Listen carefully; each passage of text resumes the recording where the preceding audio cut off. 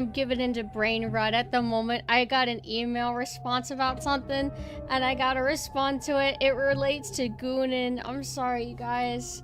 I'm walking a dark path at the moment, but I wanted to thank Jelly and Sharks for the raids. I hope you guys had a good stream. Thank you so much for aiding me.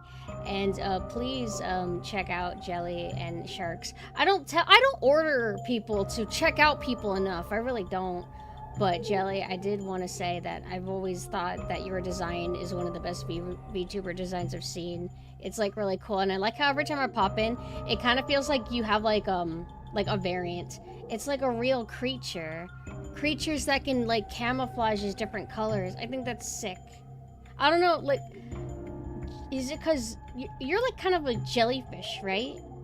Can jellyfish do that? I know like certain like reptiles can. I'm ignorant on a bunch of stuff, so I don't know. I gotta respond to a message. It's related to, okay, so it's been a while since there's apparently a name for it now. Back in my day, it was just called OCX canon. It refers to whenever you create an original character and you ship them with a pre-existing character.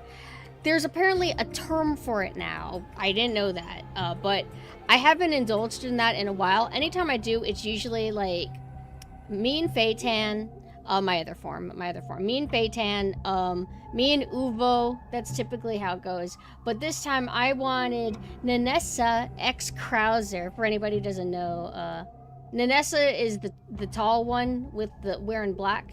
Nanessa and Krauser, and then Synth and Phaetan. And I'm kind of in the works of arranging that, because ever since I literally cannot stop thinking about the Gloomy and Dante art. It is so amazing.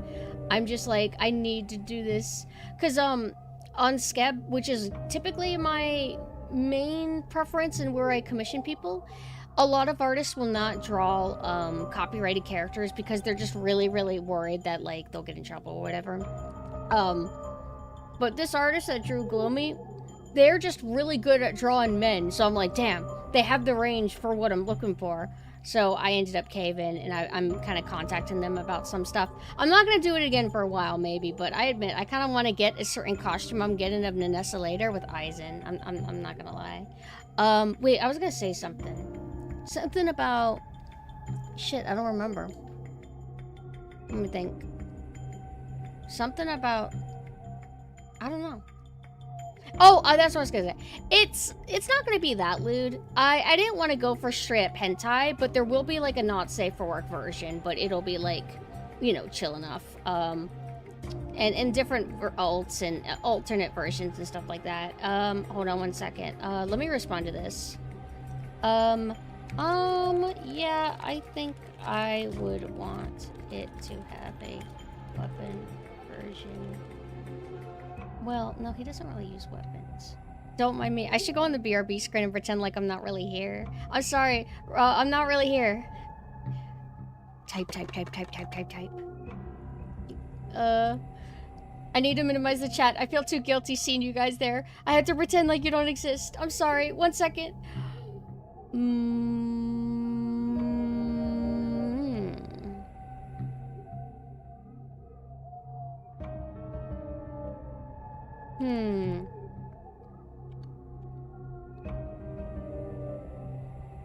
What would Phaetan use as a weapon? He doesn't really use weapons. He has a sword!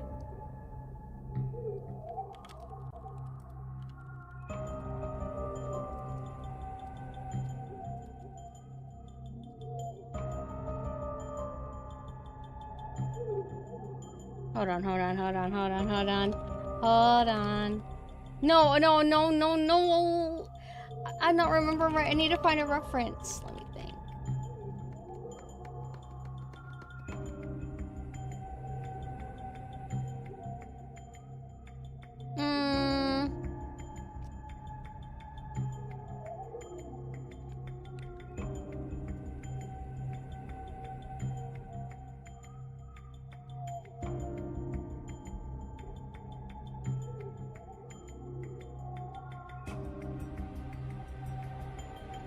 I'm here. Hey, love, are you there? Maybe you got that email now. Oh, right. I gotta pull back up the chat. I was actually gonna say, when I went live, I felt like crying, not because I'm sad, but because I think I have mood whiplash. Because earlier, I drained out all my energy from all the screaming, and then I went back to deadpan mode, and then I felt like weird, like a creature that would die from a heart attack of being scared. Does that make sense? Weird mental thing. I don't know quite what that is, where I want to start crying, but I'm not sad. Why? What does that mean? Maybe like a bunny. I don't know. Okay, now it's coming back. Okay. But I'll say that the email suddenly, like, it kind of like shot like an electricity in me to make me normal. What I'm saying is that I'm a creature, but I had so much fun playing Mage Arena with everybody. It was a bit tricky because you have to be very clear in saying the spells, and you can't have too much emotion into them. And even then, I think some people struggled more saying spells than the other. My main issue is I would reverse things. I would have the scroll wheel be how you flip through spells, and then the number keys be how you flip through your inventory. I just could not get the hang of it, even though logically, when you switch through weapons in games, normally it is the number keys, at least in shooter games. I don't know, it is just a little bit weird, but that aside, pretty good. I know that I wasn't utilizing, like, I was very insistent on, I just want to do Fireball. I want to use the Fireball spell. But Pumpkin, when you use Fireball, you have to wait for the cooldown. Obviously, the best thing to do then is to immediately switch to another spell, cast it, and then switch back to Fireball. Like, I would do that sometimes, but my problem is when it comes to the number keys and keyboards in general, I'm just so likely to misalign my finger placement that I'll be meaning to press 3 and I accidentally press 4.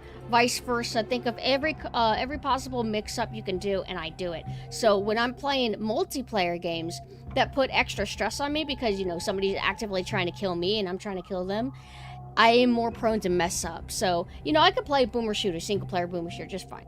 But then as soon as I'm playing like Quake deathmatch, it becomes very different, you know? But I was doing pretty okay. I was getting a bunch of kills. I wasn't overly interested in getting those flags. I just wanted to have a high kill count. Yeah, I was pretty proud, but a lot of screaming. I actually am starting to worry about my throat a bit, that if I keep doing this screaming thing that I do, that eventually I'm going to damage my throat even further than whatever is already happening to it. But I don't know how to not scream. It's kind of like I am a emotional hyper person if I'm in the right mood. Throat stretches? Hi, Comey. Hold on. I posted a photo of my cat on Twitter. Did you see? Hold on. Comey, don't have your tail on the way. I gotta let her out. She doesn't want to be here. Come on, baby. Oh, my sweetie.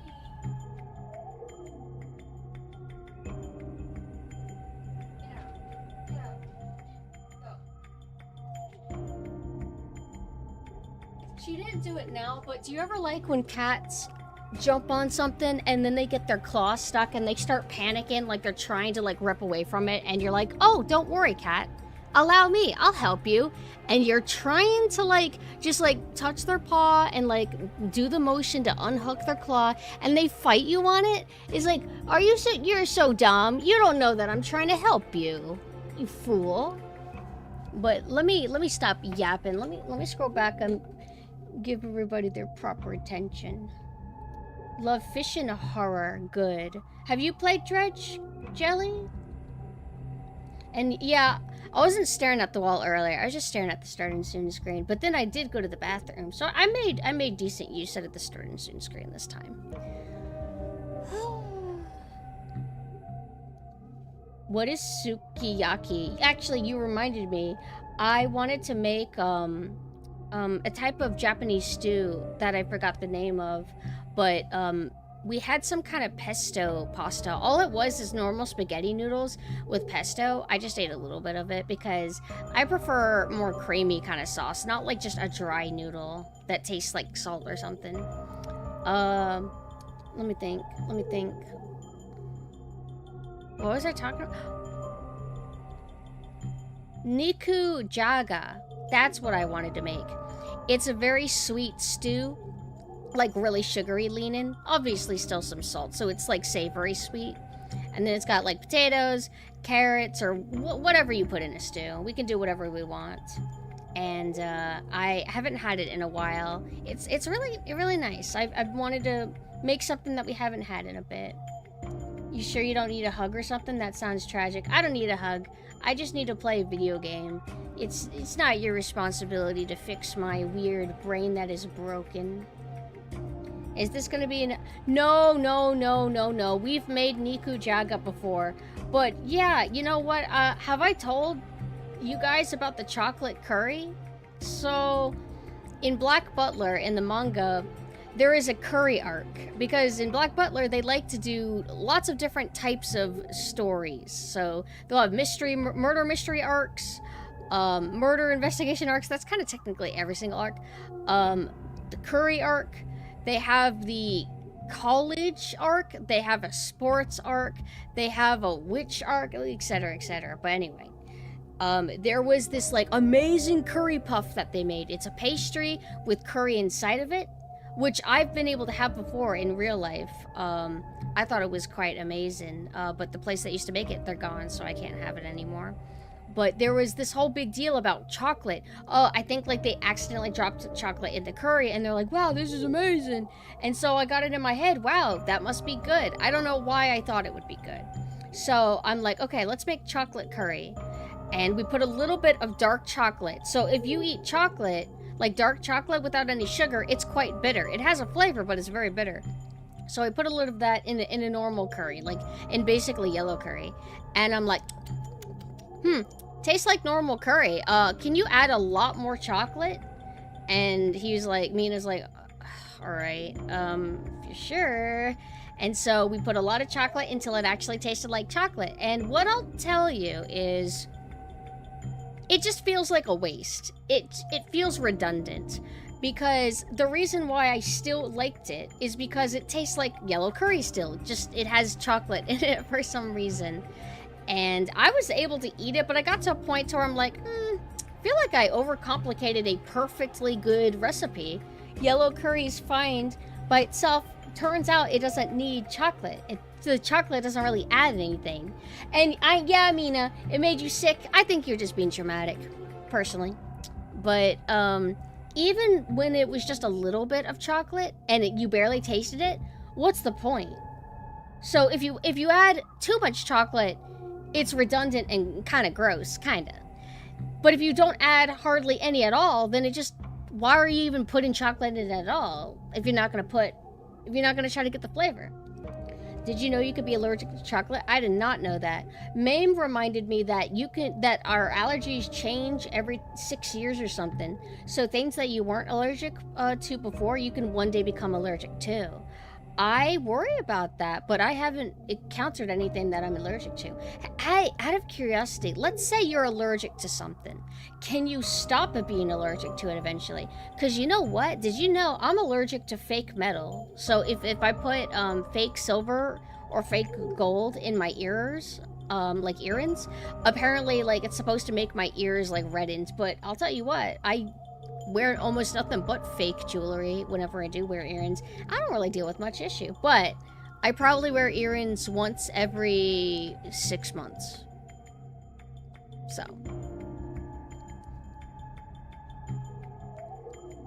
Yeah, it was Black Butler. And another thing that I tried from Black Butler, I made it wrong the first time, but I learned how to do it right, is there was this time that CL was sick. And a thing that he likes is hot milk and honey. And the first time I tried it, I don't think I put enough honey, so it didn't taste very good. But if you do it properly and add enough honey and it's really hot and you stir it properly, it's actually really nice. It's like a kind of not overly sweet dessert. I used actual honey.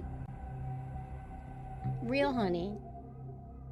Oh, you know, my favorite kind of honey is when you get it in the jar and it has that crusty layer on the top. I like that. Whenever honey is overly runny and perfectly, like, jelly, not gel, whenever honey is perfectly like yellow and clear and gooey, I don't like it as much. I want honey to have a sort of texture to it. That's the best. Hot milk and honey taste so good, but it doesn't have much of the benefit since honey changes under heat. Oh, so it basically there's no healthy properties to it. Although typically when I want to eat honey, it's not for anything good. Now you got me thinking bad thoughts, man, because honey barbecue chips are insane. That is one habit that I have not had for a long time. Drinking soda religiously or eating potato chips very often. If I eat potato chips, it's a rare delicacy thing that I do because they're very addicted. But man, honey barbecue, so good. I have went my whole life without any honey barbecue, and when I tried it for the first time, I couldn't get enough. The last thing that I went crazy for regarding chips is it was Cool Ranch Lay's. And I liked it because I think that for Doritos, I don't think I like the quality of the chips themselves. I like the flavor of the Dorito, or of the Cool Ranch, but in terms of the texture of the chip itself, if it doesn't have like a ton of Cool Ranch slathered on it, I don't enjoy it as much. But I like the Lay's because they're thin. They're thin. Hi, Stevie. Also, hello, Crimson. Also, I apologize if I missed anything from you guys. I'm trying my best to keep up with everybody. Let me scroll back up. Mexican mole can have chocolate. Wait. What's that? Mexican mole. I had a horchata for the first time. I told you guys about it before. It blew my mind when all it is Cinnamon Toast Crunch milk. Oh yeah, that's another habit I don't partake in anymore, and I never will, is cereal. It's so good not to be addicted to cereal. I'll tell you what. Okay, I think I'm actually kind of caught up mostly on chat. So good.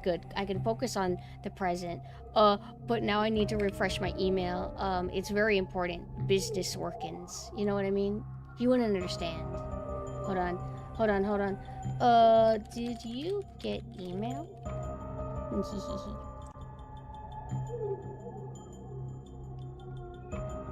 Oh, mole. It's a savory yet sweet sauce. You eat it with chicken. It's very good.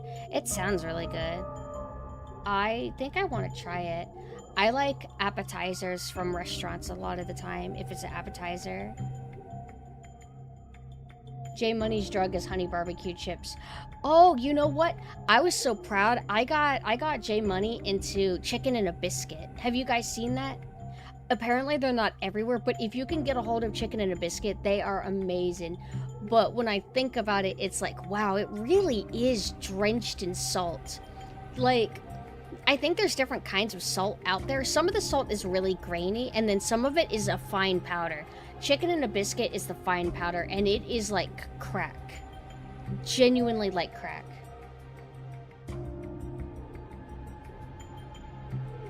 Did you like them? I remember that J Money brought it back home for his family, and I think they didn't like it as much because it was really salty. Also for chat, we have LAN parties here every now and then, so that's why they're like talking about being here, because they have been here.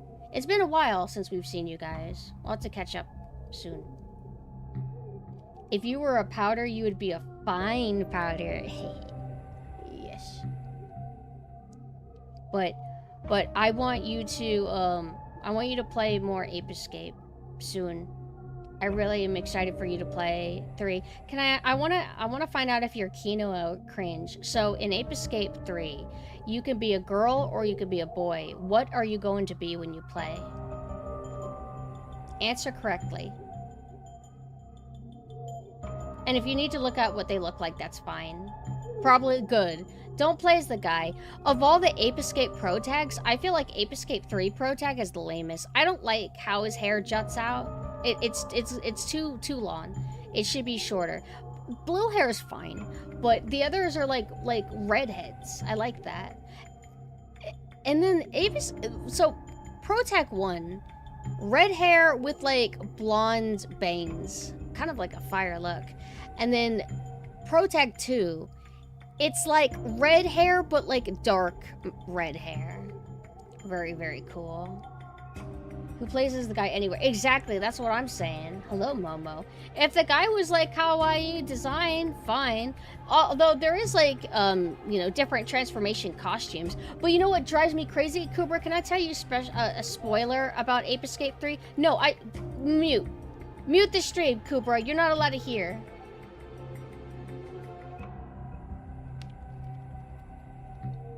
Hold on.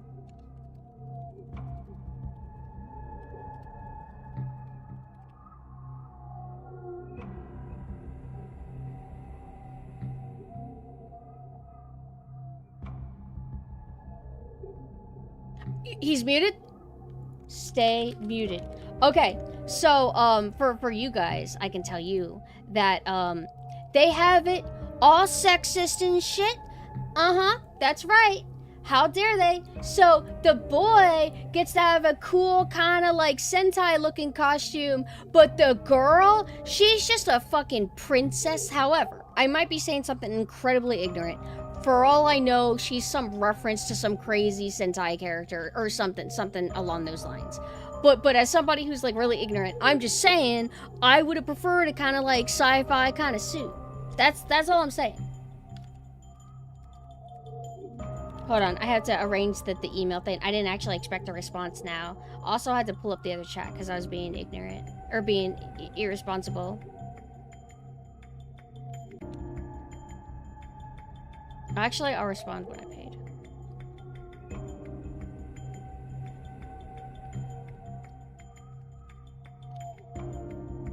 Hold on. I'm still here. You guys can talk to me, though, and then I'll catch up. How's my audio mixing? Can I ever not say that? I'm so self-conscious about my audio mixing. I can't help it. It's my OCD.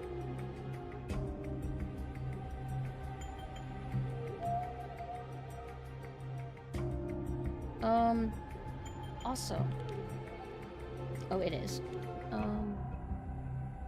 Where is it? Where is it? Oh, here it is.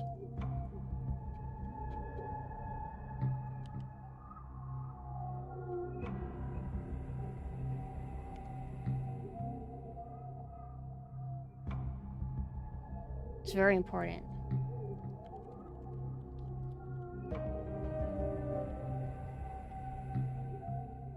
I can't get over this song, man. They don't make video game music like they used to. We're such old, miserable boomers. Yahoo! Yoshi. Yeah, spam me with the Yoshi redeem. That makes me happy here in my Yoshi. Hey, Gareth, hello. Oh, thank you, Stevie. Lately, you know, honestly, I know I ask you guys every now and then I immediately forget what you said. But I feel like people like Sailor Synth more than regular Synth. And I'm not even mad. I'm not even mad. Like, what am I supposed to do? Expect everything to be equal? Of course not. Of course not. But what's the consensus with y'all? Do you like Sailor Synth more? Oh, thank you. Yoshi's. I love Yoshi. God, I love Yoshi so much. Yahoo! Hey, Love Knife, are you there? Vanessa is still your favorite? The lone Nanessa soldier. I'm so sorry that you suffer not seeing her hardly ever. Yahoo!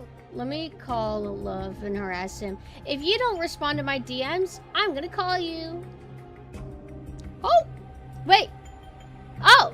Hey, look, you're a Fuji because of my thing earlier. Did you do the thing? Did you do your task? I'm doing the thing. You doing the thing? I'm huge. Hello. Yeah, I'm doing the thing. I want to do something. I want to do something that I don't normally do. What do you think of that? Uh-huh. I want to invite people to talk with me for a tiny bit on this before I start playing Dredge. We haven't chatted on stream in a bit. We haven't done any kind of collab in a hot minute, right? That's true. We gotta do a lot of that. I wanna do a lot of that. Yeah. Fuck. Hi chat. What up? Hold on. I get fucked up when I'm doing like 4 things at the same time. No, it's okay. It's okay. Wait, did you just switch mics? I just switched mics, yeah. Whoa, you sound so different. So wait. So I know the reason why Mina has 2 mics. What's up with you? What's What's going on? Laziness. So whenever whenever it's for like this mic is for like the show, you know what I mean? This is for you guys. But whenever I want to be a lazy piece of shit and I don't want a mic in front of my keyboard fucking me up, Right. I just use my headset. Yeah. That sounds like shit, but it's a headset, so it's fine. Also, I'm so happy they're spamming the Yoshi redeem, but then my trauma resurfaced of the time when the Yoshi redeem broke and wouldn't stop spamming. I think it was Gareth that accidentally activated that curse, and I wasn't able to get it to stop ever. I think I had to turn off the stream elements or whatever, but whatever, we'll deal with it. Maybe. No more! That's so sad. Wait, oh shit, I realized. I think I put like a stronger cooldown on every other sound redeem except Yoshi. Because it's Yoshi. I mean, who cares, right? Yeah. So with like the Gareth just like spam it or what? No. Gareth just, I think it was Gareth, activated one time, but the program completely broke.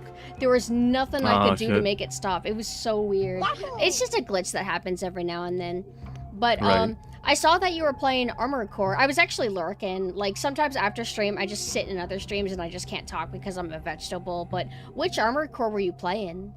It's the one that you own, actually. It's Silent Line. Silent Line, that's okay. Yeah. Yeah, I heard you mention that we've talked about before how Silent Line is the one that I own, and I've always wanted to play it because I heard some of the music from it, and I'm like, wow, it's so this sick. is incredible, holy shit. But then you told me just play Armored Core 3, not play Silent Line, right? But yeah, the most ideal thing is to play Armored Core 1, right? Because I have no qualms about playing Armored Core 1. It seems like it'd be awesome.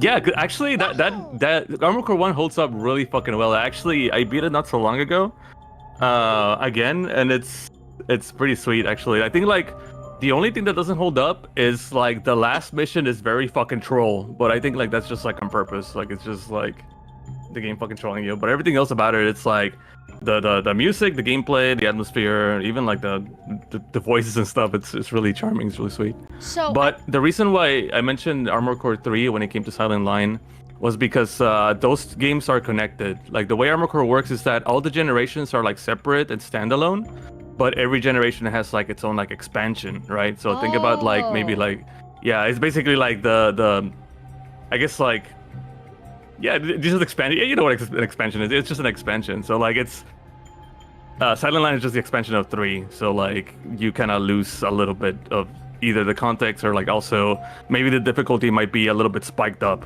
from not playing 3, you know? Makes sense. Whenever I was like retro game collecting, I would get games if I had that spark of like, I want to play this. This has caught my eye, and I would just buy it without doing a lot of research. I wanted to ask also, not counting Armored Core 6, like let's pretend that doesn't exist. How is it playing, you know, all of the Armored Core games, you know, up to the recent ones, not including 6, because we're gonna pretend that doesn't exist. How does it feel to go back to Armored Core 1? Is it like, whoa, or is it like weirdly like easy to kind of go back to it? I'm just kind of curious about the evolution of the series, the control scheme, all that kind of stuff, because it started off on PlayStation 1, right? Yeah. I'd say it's, like I said, it does hold up pretty well. I think, like, if you have, I mean, if you're used to playing PS1 games, like if you're kind of have like that tolerance for like old shit, then it's fine. I think the main yeah, hold on. There you go. The main sorry, got distracted. The main fucking thing is the controls, but like the thing is like that you would have the difficulty going back to like maybe like Resident Evil 1, right? Like if you're like, let's say if you played modern Resident Evil and then you went back to like the tank controls of Resident Evil 1, then there might be a little bit of friction there. That's the same thing that happened to Armored Core. Armored Core 1 has tank controls essentially. So so when did tank controls get discarded out of curiosity in the Armored Core series? Funny enough, way later, like, basically Silent Line was the last one with tank controls. Okay. But it's like, it's funny because like the second. Armored Core 1 music. Let's listen to that. Armored Core menu music. It's so good. Cooper is highlighting that. The first time I ever saw anything of Armored Core 1 was G-Pool, I think, was streaming it. And I just Oh. remember thinking, like, wow, I really like the kind of colors. Like, it's kind of like a vibrant Mhm. looking game. Obviously, the Yeah. aesthetic of PlayStation 1. And I remember the music being like, wow, this is like really fire. Armor Core 1 menu music. We're going to have The that be music's our pretty unique. background. Yeah, it's very like I don't know, like techno, like just like it's almost like I don't know how to describe it. I'm not really good with like music genre, but it's like a very type of like cheesy techno that I like. But also like the atmosphere of that game is very like it's basically like sci-fi dystopia, so it's a lot of like industrial kind of vibes, but also there's a lot of color in it too. It's really unique. I like it a lot. Hold on, let me hear this. Yeah, this is the menu music. You're It's gonna be hearing very- like a It's lot. very arcadey sounding. That's the best way I can describe it. Maybe some elements that make me think of 80s and 90s like dance, pop, whatever you want to call it. Mhm. Does that make sense? Yeah. Very dancey, I guess, Yeah. in a way. Yeah. Like Yeah. some like video games, like old video games, they would have music influences from popular genres on the radio and everything. Like there is a song, I think it is a cut song in one of the Command and Conquer games that's literally like ripping off a 90s or 80s dance pop song, like straight up. And I can't remember which one it is. I remember I sent it to my mom and I'm like, Mom, what is the song again? Because she would know these songs by actual name. I would just like listen to them all the time without memorizing their name and the group they're from. So I'm like, here, Mom, here's a Command and Conquer song. What is it ripping off? And she's like, oh yeah, it's ripping off this. And I'm like, yeah. That's awesome. hilarious. I feel like that happened a lot like back then. Like it's just a lot of whatever they were playing at the studio or like whatever the fuck they were into at the time. It's like, yeah, let's sample this shit and let's put it in the game. Fuck it. Yeah. There is a oh shit. I'll bring up a thing because I was reminded of it. For Fallout, Tim Kaine talked about like a mood list or playlist he kind of had for like what he wanted for inspiration for Fallout. And what was it, Mina? Like there was like Future Sound of London in there. I don't know if Boards of Canada was in there, but like lots of like interesting influences. Also, there's a song like in Twinkle Star Sprites that's literally like the most 90s dance music I've ever heard. I always point it out every time I hear it. Let me find it. That's cool. Twinkle Star Sprites. I think it's the... Oh, also, I'm casting it to you so you can hear the music as well. Yeah, I can hear it. What is that? It's like the final level, like the final boss. Wait, how do I find Twinkle Star Sprites, the first one? Oh, here it is. Which, by the way, I need to get back to playing that so bad. Is it against Mom? I think it is. Hold on. Well, it also sounds very like anime opening, kind of like 2Mix, kind of. Yeah. Or was it Neil? No, not that one. No. I thought there was another one that always made me think of like 90s dance. There's gotta be. But that other one was pretty dancing. This song drives me crazy. I don't like this one that much.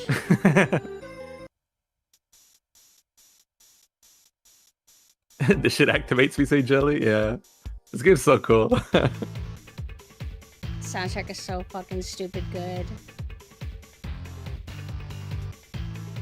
But I'm gonna go back to the let me play the Silent Line track that made me buy the game. Silent Line OST.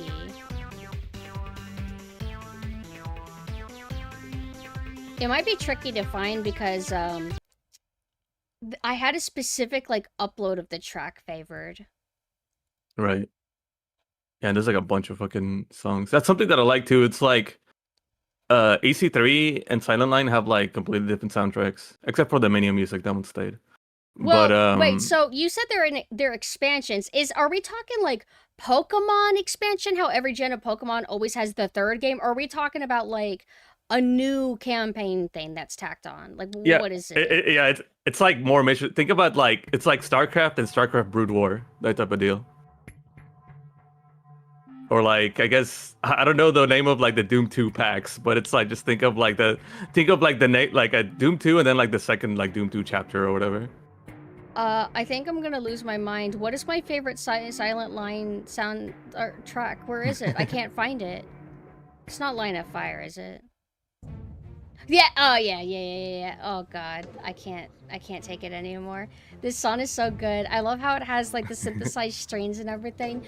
While we're on Armored Core, what is your favorite Armored Core? And if it's a different answer, what is your favorite Armored Core soundtrack? 3 is my favorite game for sure. Like the 3 generation. So funny enough, I haven't. This is my first time playing Silent Line. Ooh.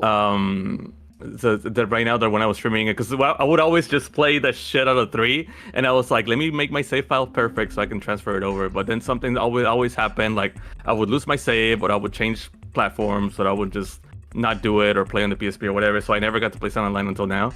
But I had listened to like the music and shit and everything. But AC3 is definitely my favorite game.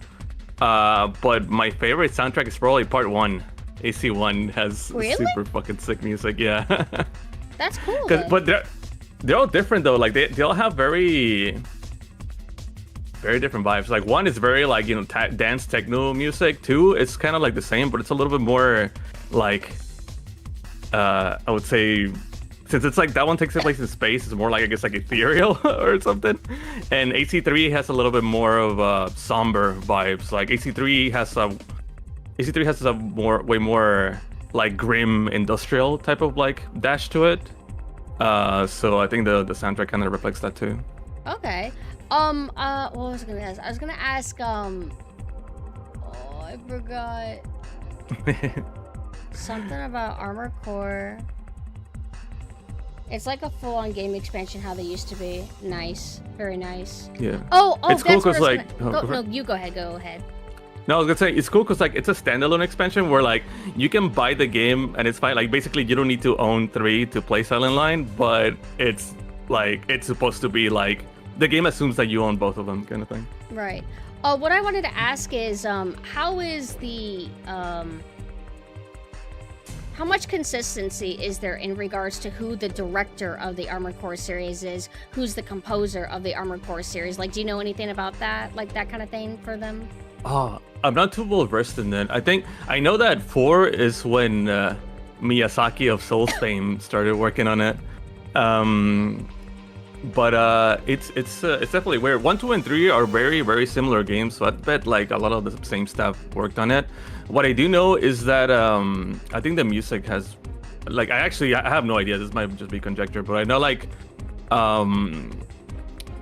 for 4 and on, they basically had like an in-house band that would just fucking like their releases would just coincide with like Armored Core releases. So like they were basically the purpose of the band was just to make music for Armored Core, which is cool. I think like music has always been closely tied to the series, which is why I think it's really disappointing that 6 that it doesn't have as memorable of a soundtrack as before. That doesn't like there are some cool tracks. Yeah, there's some cool tracks here and there, but it's definitely more. It takes a back seat, whereas before it's like, I don't know. You can get the shit out of your head, you know? Right. I feel like, I mean, old man yells at cloud, but I just feel like it's very rare that a new soundtrack can match up to the quality of older soundtracks, depending on certain genres, I guess. When it comes to like electronic, upbeat kind of music, like what we just listened to, or like certain Armored Core music or whatever, I just don't feel like I come across soundtracks now that hit the same. I don't know, like Devil May Cry 5 soundtrack, it was like fine. It just wasn't like like, you know, mid 2000s vibe. Yeah. I think maybe their fear was that it was gonna like fuck with the vibe too much, or like maybe like make the mood kind of miss. But it's like no, like that it adds to it. If you have like a good fucking soundtrack, it only enhances the mood, you know? Yeah, I think also just people just do music differently now, and they're like. They're instructed, hey, can you make us a good soundtrack? And then they do. Like a lot of video game music, even if it's not as good as the other stuff, it's still fine. But one of these days, I'm going to play Armored Core, and I do want you to kind of like pop in and out, help me with those. Maybe we can research the whole like history of the series Yeah. and like who's directing all these games, the composer, all that kind of stuff. Because I like to kind of go over that kind of thing. 100%. I would love that. I think you'd get a kick out of it. Yeah. Oh yeah. But thank you for spontaneously letting me drag you in here. I'm going to find another victim. Okay. Have fun. Okay. Good night. Bye, and thank you for your help. Of course. Bye bye. I hope you guys don't mind spontaneous victims. Who wants to be a victim? I can't pick everybody. Does anybody care about me? Does anybody like me? Does anybody want to be here? I gotta make sure I trust you, though. Some of you are evil, and that's okay, and we like that. We just gotta be careful with y'all. You're dangerous. I know one person that I'm planning on victimizing, for sure. Also, I'm not sensing a lot of love from y'all. I'm starting to think that you just want me to play video games and you don't want to talk to my friends. Okay. I don't blame you. It's okay. You would be my victim? I think you probably want to be a different kind of victim. No, it's okay. Chat was just listening to us vibe. Whenever, Arc redeemed. Oni-chan. Hi, Oni-chan. Oni-chan, do you hate me? Why are you quiet? Do you hate me? You wish I was dead? You wish I would die? You wish I would drown? Do you wish I couldn't swim? I bet you wish I couldn't swim. Oh, thank you. You guys are so nice. And the commissions are now officially ordered. And I will not order any more for quite a while. I have good discipline when I want to, but I'm not gonna get any more because this is my big thing. I'll pretend it's a Christmas present. But I'm so excited. I have no idea how long it'll take. I have no idea if they send work in progresses or anything. I have no idea what to expect. I don't commission out of Skip very often. So hopefully everything goes okay. But I'm very excited because I'm working with somebody very talented. So I'm so happy. We taught this sailor how to swim incorrectly as a joke. Wouldn't that be cruel? I wish I wasn't at work or else I'd raise my hand. I almost, you know what? I thought about bringing you on as a victim, Scab. But you're at work. So first, you deny me for Elden Ring, Normie Ring. And then, you deny me for a fucking job? Quit it. Quit your job. Uninstall Elden Ring. Play a better game. Also, hi 7th. I'm sorry, I missed your redeem. Kisama. I never say the Teme. But we were getting a bunch of Yoshi redeems, so I missed that some of the redeems were actually more specialized. Gonna put me in a full Nelson and not in a sexy way. Yeah, I don't want a sexy one. I want a brutal, mean, bullying one. Yeah, uninstall Elden Ring. You know what's funny? I completely forgot that I insulted a thing that you liked. And suddenly you started threatening me. And I'm like, huh? Why is he threatening me? All right, well, whatever. And then I'm like, all right, I dished his game. My bad. I just can't help it. It's so natural to me. I know what I'm gonna do. Wait. No, I can't harass people when they're live streaming. That's not proper etiquette. Sometimes I care about how people feel. When I'm comfortable with friends, sometimes I'll kind of like throw my weight around a little bit more and be like a little bit chaotic. But I mean well. I actually mean well. For real, I promise. I know somebody that I'm thinking about victimizing. Is it cool? Am I allowed to do that? Oh, I would have to like warn them that they would be live. What if I traumatize somebody by doing that? I gotta be polite. Hello? Sends message, hello? Hello? Oh. I want to make people spend time with me. I'm not bullying. I'm trying to be friends. You know, the only time I can make friends is if I am the aggressor. If I like pick them up and grab them and drag them away. That's usually how it works. He's ignoring me. He hates me. He wishes I was dead. What if he's talking to other friends? Oh my god. He's not my friend anymore. He hates me. Harass any doll that is around. Yeah. I'm glad that you see it my way. I could pick you up. You're trying to remind me of this little mechanic. You think you're cute, don't you? Where are you? There's too many names. King? Where are you? Oh. Get out of here! Yeah. But you look like you're enjoying it too much. I'm gonna X you out. Yeah, I'm sorry. Sorry, Cooper. I didn't mean to throw you. It was like a happy throw. Everything's padded and everything's safe here. Nobody wants to talk to Pumpkin. Hello? I'm gonna just be pathetic and people's hello. See who I can snatch. Yeah, padded room. Everything's childproof here and perfectly safe. For real, for real.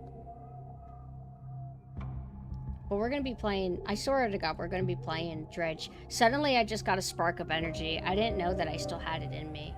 I don't know how, I haven't eaten anything really.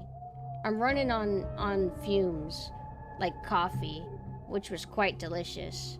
And I had one sip of a soda. I kinda want another sip.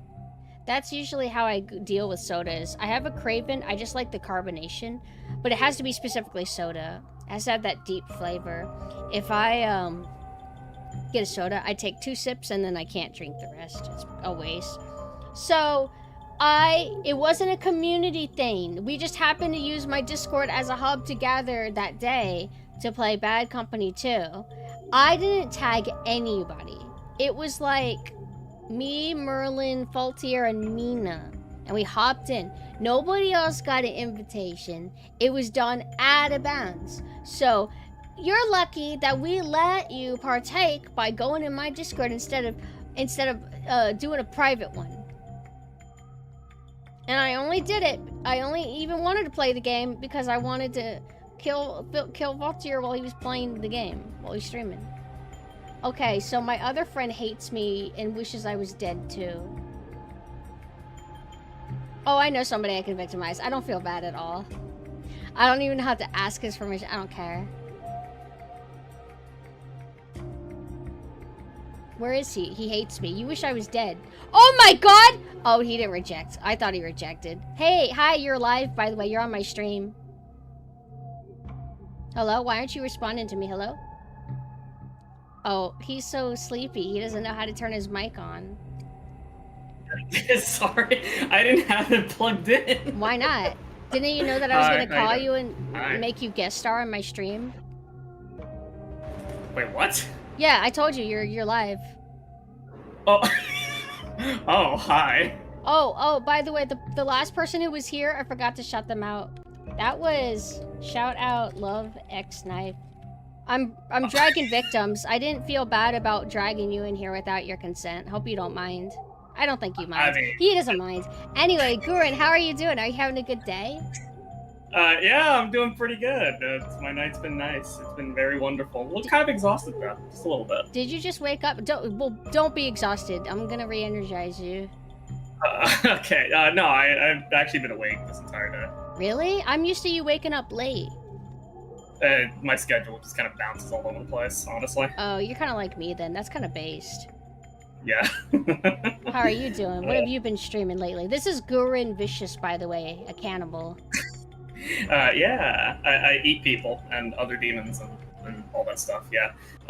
No, lately I've just been streaming just like, what was it? Like, Cruelty Squad, Ion Fury, what else? You started doing Duke Nukem 3D, but I don't know if you've been streaming that or if you've been playing it off stream. Off stream. You play games off stream? Wow, what a normie. Yeah, no, I just kind of got caught with like a shooter bug, right? And I was just like, you know what? I just want to play like Shadow Warrior. Then I played Shadow Warrior and it was really fun. So I went to go play Duke 3D and it's also really fun. So yeah, just been doing it off stream though. You need to get to Blood because Blood's pretty cool. But I'm glad that you're playing Duke Nukem 3D. You've played it before though, right? Is Blood the one that you said that you haven't played at all? No, I haven't played that at all. I'm surprised. I feel like you'll really like it. And the thing that'll be tricky is, are you going to play with the CD soundtrack, or are you going to play with the MIDI soundtrack, however you want to refer to it? I don't know, because I've never listened to its soundtrack at all, so I guess it just kind of depends on which one I prefer, like when I listen to it. It's interesting. So if you play with the MIDI, you will have more tracks, and they are very good. But the CD version is like really high quality, gothy, choir type stuff. So I feel like what you should do before you play Blood is kind of like skim through both versions of the soundtrack and see what you like. However, I should mention, if you play the CD soundtrack one, you'll have like 6 songs. So that's not a lot when there's probably going to be like 30 levels or something like that. Oh, does like the MIDI version just have like, maybe not like for every level, but like just in general a lot more? Yeah, I believe it has like a lot more tracks. The CD version just doesn't have like a lot, but it's really good, the tracks it does have. I still need to play through Blood myself. I've only played, I don't know if Mina's still here, but if I had to guess, I probably played like 40% of Blood. Like, there is still a lot left for me to get to, so I need to hop to that. But I don't know if I'm gonna make. I don't know if I'm interested in Shadow Tower or Oh, hi, Mona. Thank you for the raid. I don't know if I'm really interested in playing Shadow Warrior, because aesthetically it doesn't seem to appeal to me the most. But hi, thank you for the raid. I hope you had a good stream. I'm doing I'm victimizing people. I'm shaking people without their consent and forcing them to suddenly collab with me for a few minutes while I talk to them. And they're my opening act, because then I play Dredge. But hi, for anybody who's new, I'm PumpkinSynth. I'm a Halloween ghost VTuber. I'm in my Sailor Synth form. I'm a little crocodile girl, but my normal canon form is a Halloween ghost girl and an Eldritch nun ghost thing. Lots of stuff. Dredge is good. Never finished it. It's really good, but also, of course, like you know the drill. If you're tired, if you gotta go rest, I totally understand. But thank you for dropping your community off. Also, hello, Key. I thought I said something that bothered you. I got nervous because you were like, I hope I didn't bother you. I like you. Hello. I'm not stinky. We don't do that. Tell him, Gurin. We don't do that meme over here. Everything smells nice and is scented. I have perfumes. I have like 10 bottles of perfume fragrances that are delicious. I mean, smell nice. I'm not drinking them. I'd be dead. No, I drink them though, because they're delicious. Yes. He's so. No, I'm the stinky one. Yeah, you can be stinky. Ark wants to like have like he wants to smell like putridness or something. What's your problem? Like corpses and blood. Yeah, what's wrong with you? Why are you like this? Not you, Gurin. Not you. I'm not abusing you right okay. now. Later. Yeah, later. Corpses are hot. Zombie girls are pretty hot. Zombie girls. The zombie girl in Resident Evil 2, you know who I'm talking about? Where she's got like the tank top and the shorts. Oh. Peak. Yeah, like the streetwalker type, yeah. Yeah. Oh, she's so cool. And she's in the remake too, which I'm happy about. Like, oh, you have her. Well, thank you. Thank you for including her. Never popped a quick perfume chug? No, I don't want to die. Okay, Gurin. What do you want to talk about? You're on a timer. I mean, well, since we're on the subject of like zombie girls and whatnot, I really like Lele or Shikishenko from Darkstalkers. She's great, but that's just because I like Xiangxi's. Yeah, it's a peak design. Her in general, like I really like her kind of very anime-esque hair. It's very stylized. You guys know what I'm talking about? And I love big long sleeves. I like how they have the claws attached. I don't know if the outfit is Jianxi is the long sleeves with the claws attached a Jianxi thing? Because Shaman King kind of had that. I think a claw weapon for some Jianxi, I think. A little bit. It's definitely a lot more like saggy, exaggerated, you know? Right. A little bit, mostly. It's mostly like the hat and like the general kind of I forget what it's called, like the centerpiece outfit itself, you know. Right. That's usually how it goes. But yeah, like just I just love the idea of just like, you know, these like massive sleeves, and she has like the claws. But it's not even just that, right? It's just like a bunch of random nonsense, just like all sorts of blades, cannonballs, spike balls, weights, just everything. I love so it. she just throws everything out of that thing. It's great. Even like shurikens. Is she your favorite Darkstalkers girl? She's really close. I kind of bounce between like either her or Boletta. one of the two. Like some days I say Boletta, other days it's Shenko. It kind of depends, honestly.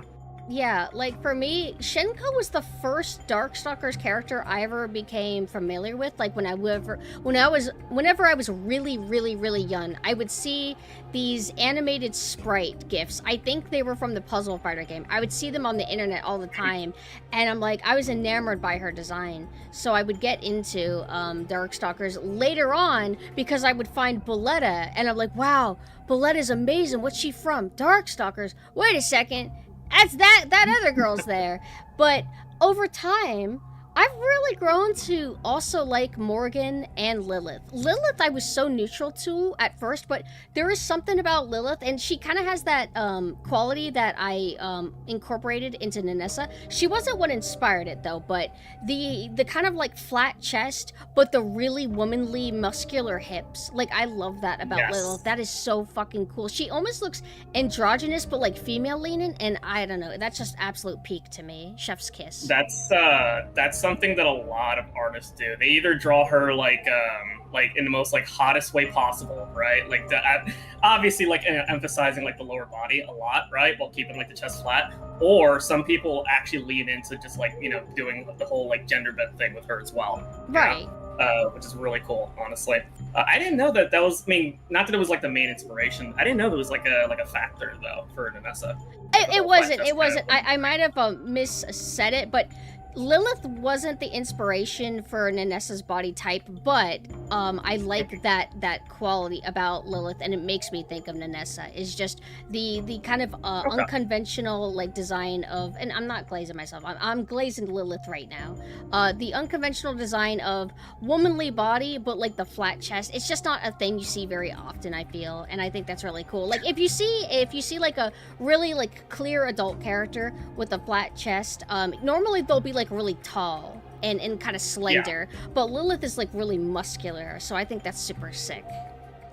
It's even more unique because like the tall flat chest kind of type woman, right? Right. I mean, yeah, that's a thing, but I feel like it's still not as common though, right? That's not so when common you have either. like a normal, so when you have like a normal size woman, right, that's like kind of like flat chest but also muscular, that's even more rare. Yeah, and I think it's so cool. Like I don't know, just I think it's because is Lilith Mina's favorite? I think that Mina liking Lilith just made me start like looking at Lilith more, and I'm like, and then I'm like, I think I'm starting to get it now.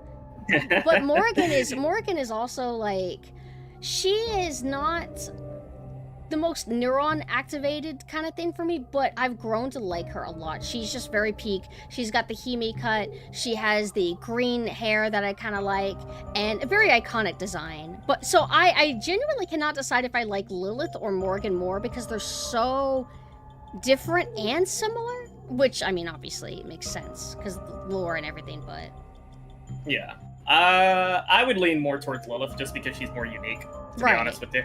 Right. And she's also just like, for at least for like gameplay purposes, right? She's also just funnier, because like Lilith is kind of sort of joke character in the Darkstalkers games, just a little bit, But I like her. She's pretty cool. I'd probably lean more towards her than like Morgan. Morgan used to be neuron activating for me, but that was like way back when I was like much younger, because like I mean, well, whatever, like any kind of booba would basically neuron activate me anyway, Yeah. But tastes change over time though, so although little funny shout outs though to Marvel's Capcom 1. I don't know if you've ever played that game, or at least like seen like a lot of like the promo arts and stuff like that for that game.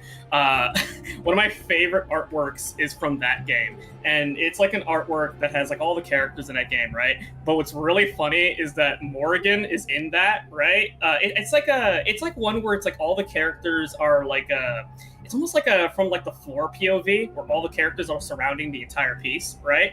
But Morgan is really funny because like she's over there staring at Mega Man. Mega Man is just like nervous, like, oh, what is she doing, right? And Roll is just giving Morgan the most bitchy ass looking face ever. Like he's like, no, this is my boy, fuck off.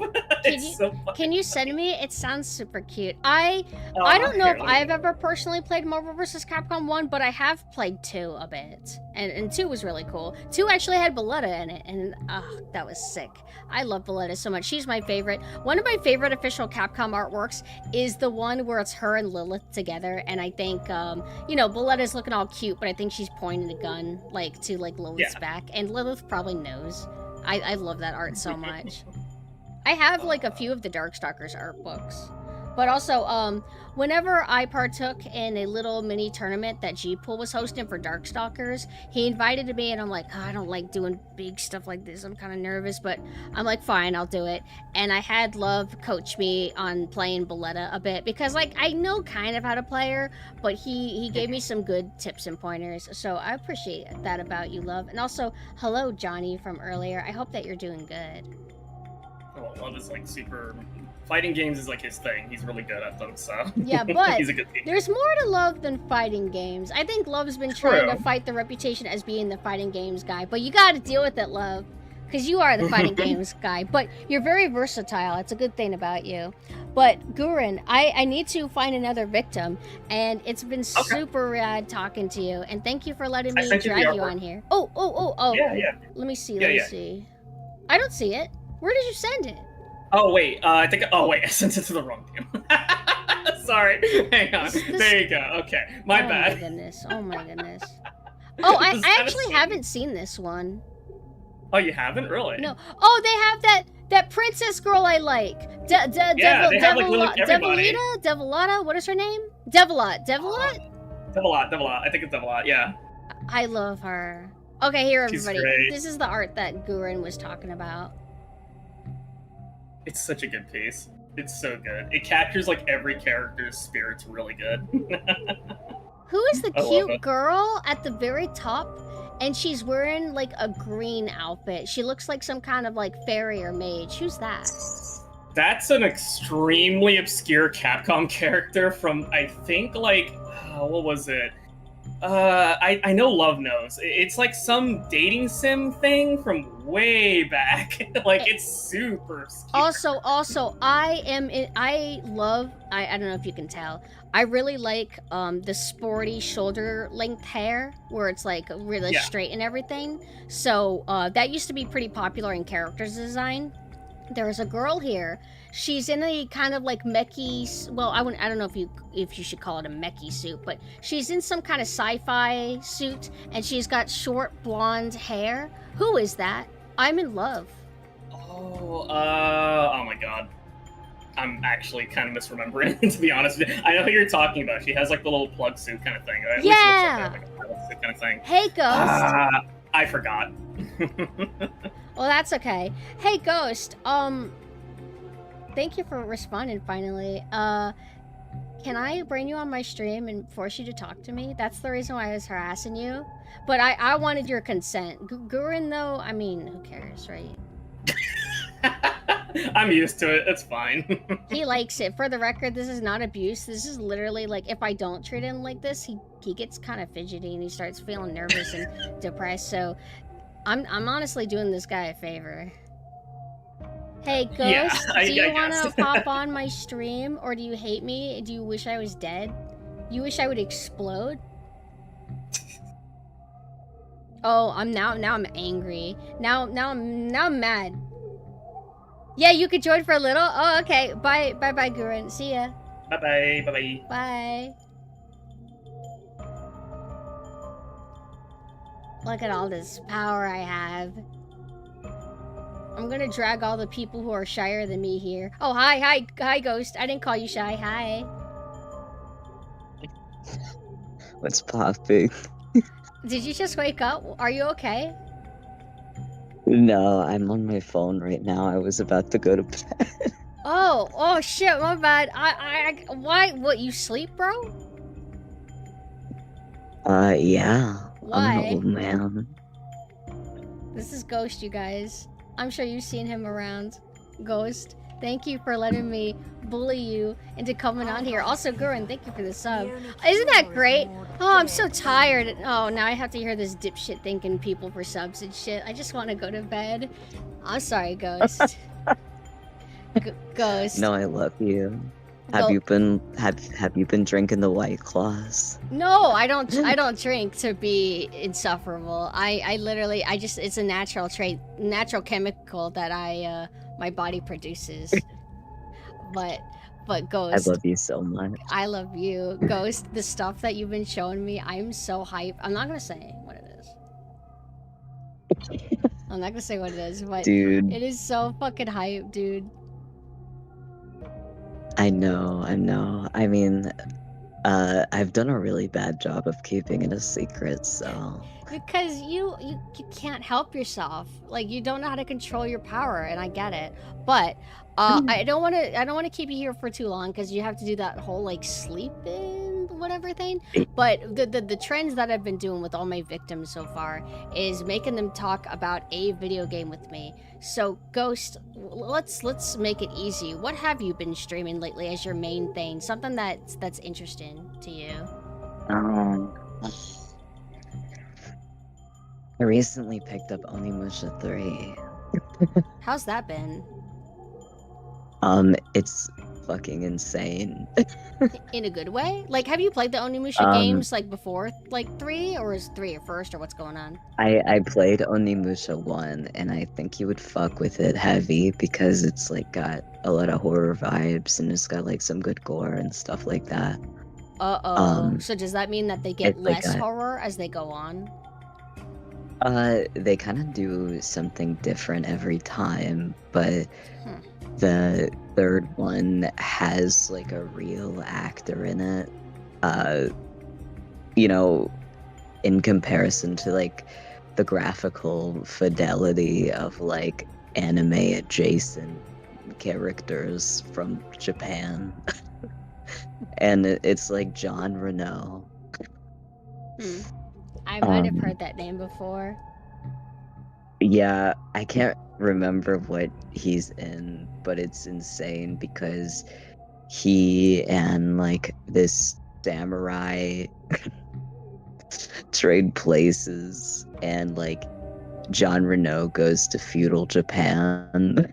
What? And the feudal samurai goes to modern Paris. Wait, it sounds like some like silly fan fiction. It's real. It was a real PS2 game.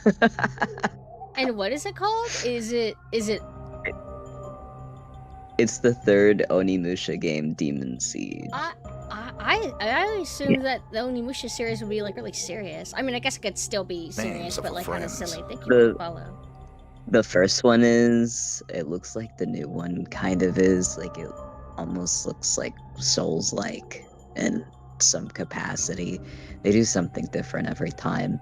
But like Onimusha 3 is fucking drastic and it's really silly and has been a blast.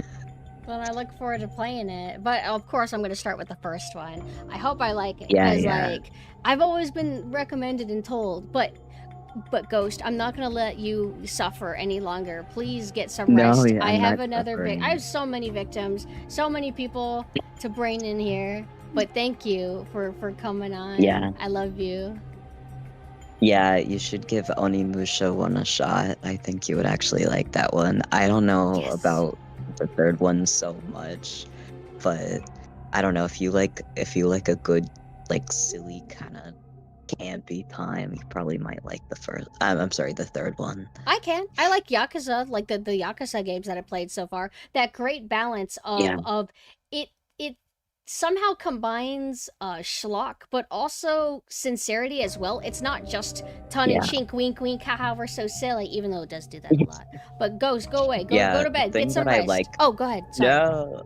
The thing I like about Capcom though is they kind of do just like make games. I like that. Like, yeah, they make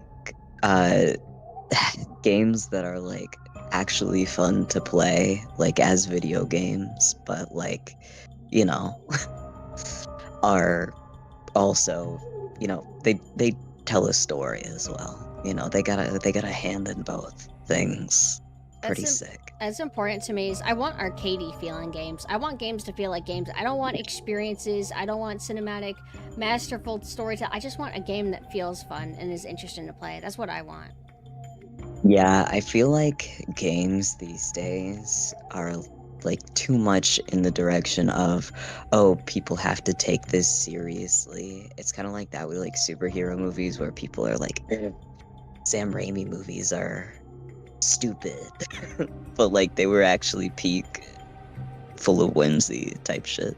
Yeah, that the people like I'm never gonna stop talking about this, man. But what was it, Batman and Robin by Schumacher? That movie's fucking good, but everybody couldn't accept it because nah, we can't go back to Adam West kind of style.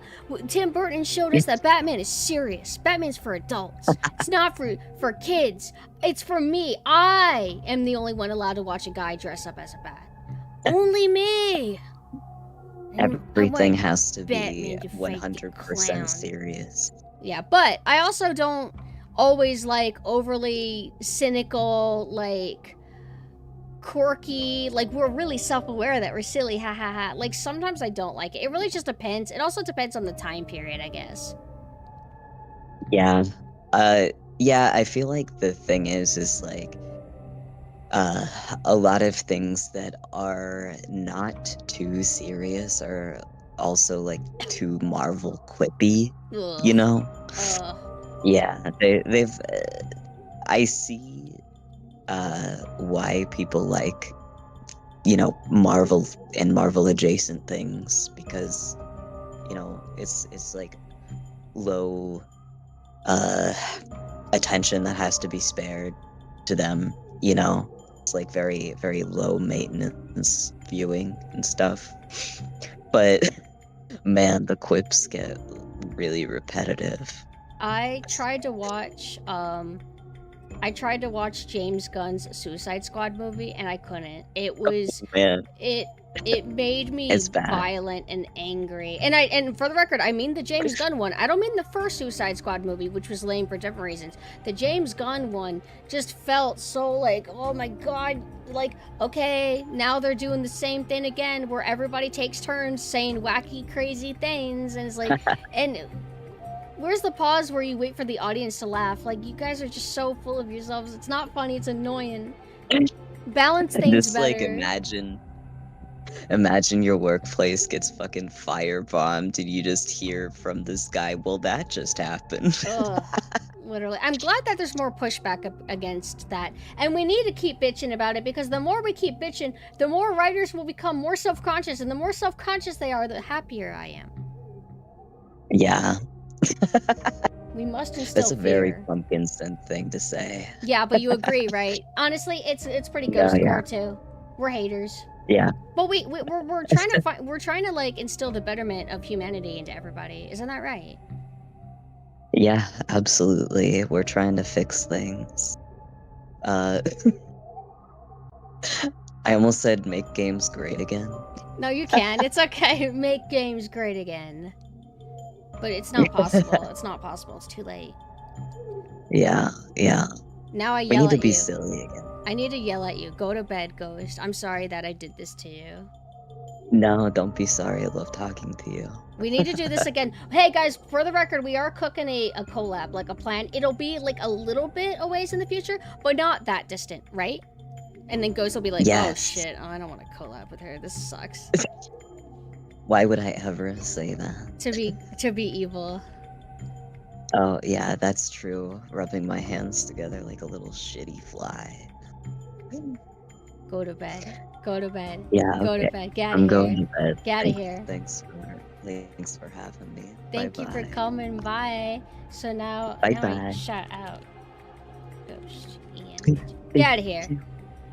Get out of here. Sorry. Oh, it won't let me shout out. Oh my bad. I'm sorry. I have to wait an hour before I can shout out somebody in my chat for some reason. Oh, you already did. My bad. That's why. All right. I have another victim that I want. Right, you're gonna be one of them, but you're not the next victim. I want to bring somebody who wouldn't think I would do it to them. I've been thinking about you a lot. I want you to know that. But I don't know if I have them added on Discord. I probably don't. Let me see. Hold on. I'm gonna try to see if I can guess their Discord. And honestly, if anybody's bothered by what I'm doing, just like, this is now your opportunity to let me know that you think I'm creepy. Oh, I was wrong. That's not... Henty, what's your Discord? I can't... I couldn't guess correctly. Hi, Stog, hello. Henty, what's your Discord? I can't find you. How do you not just have it as Henty VT? Oh, what is it? Sharingan 57XX. Some weird... What? What kind of... Alright, whatever. Just, I don't know if I want to invite you anymore. I don't like this username. This is too silly.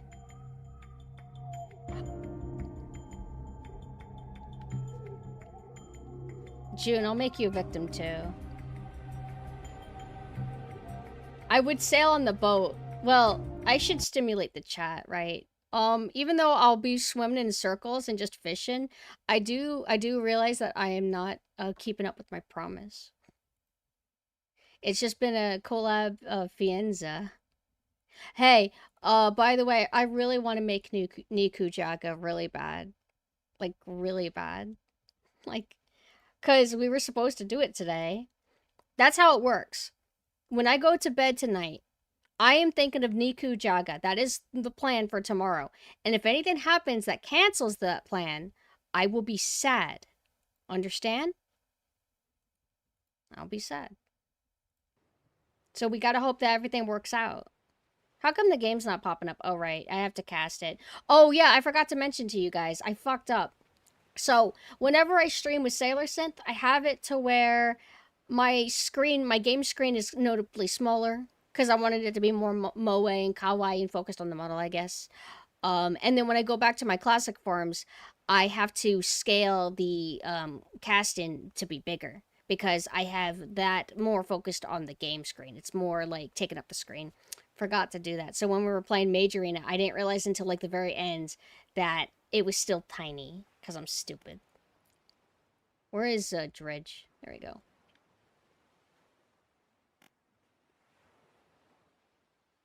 What is... I guess I'll ask him whenever I force him in here. Hold on. Yeah, okay.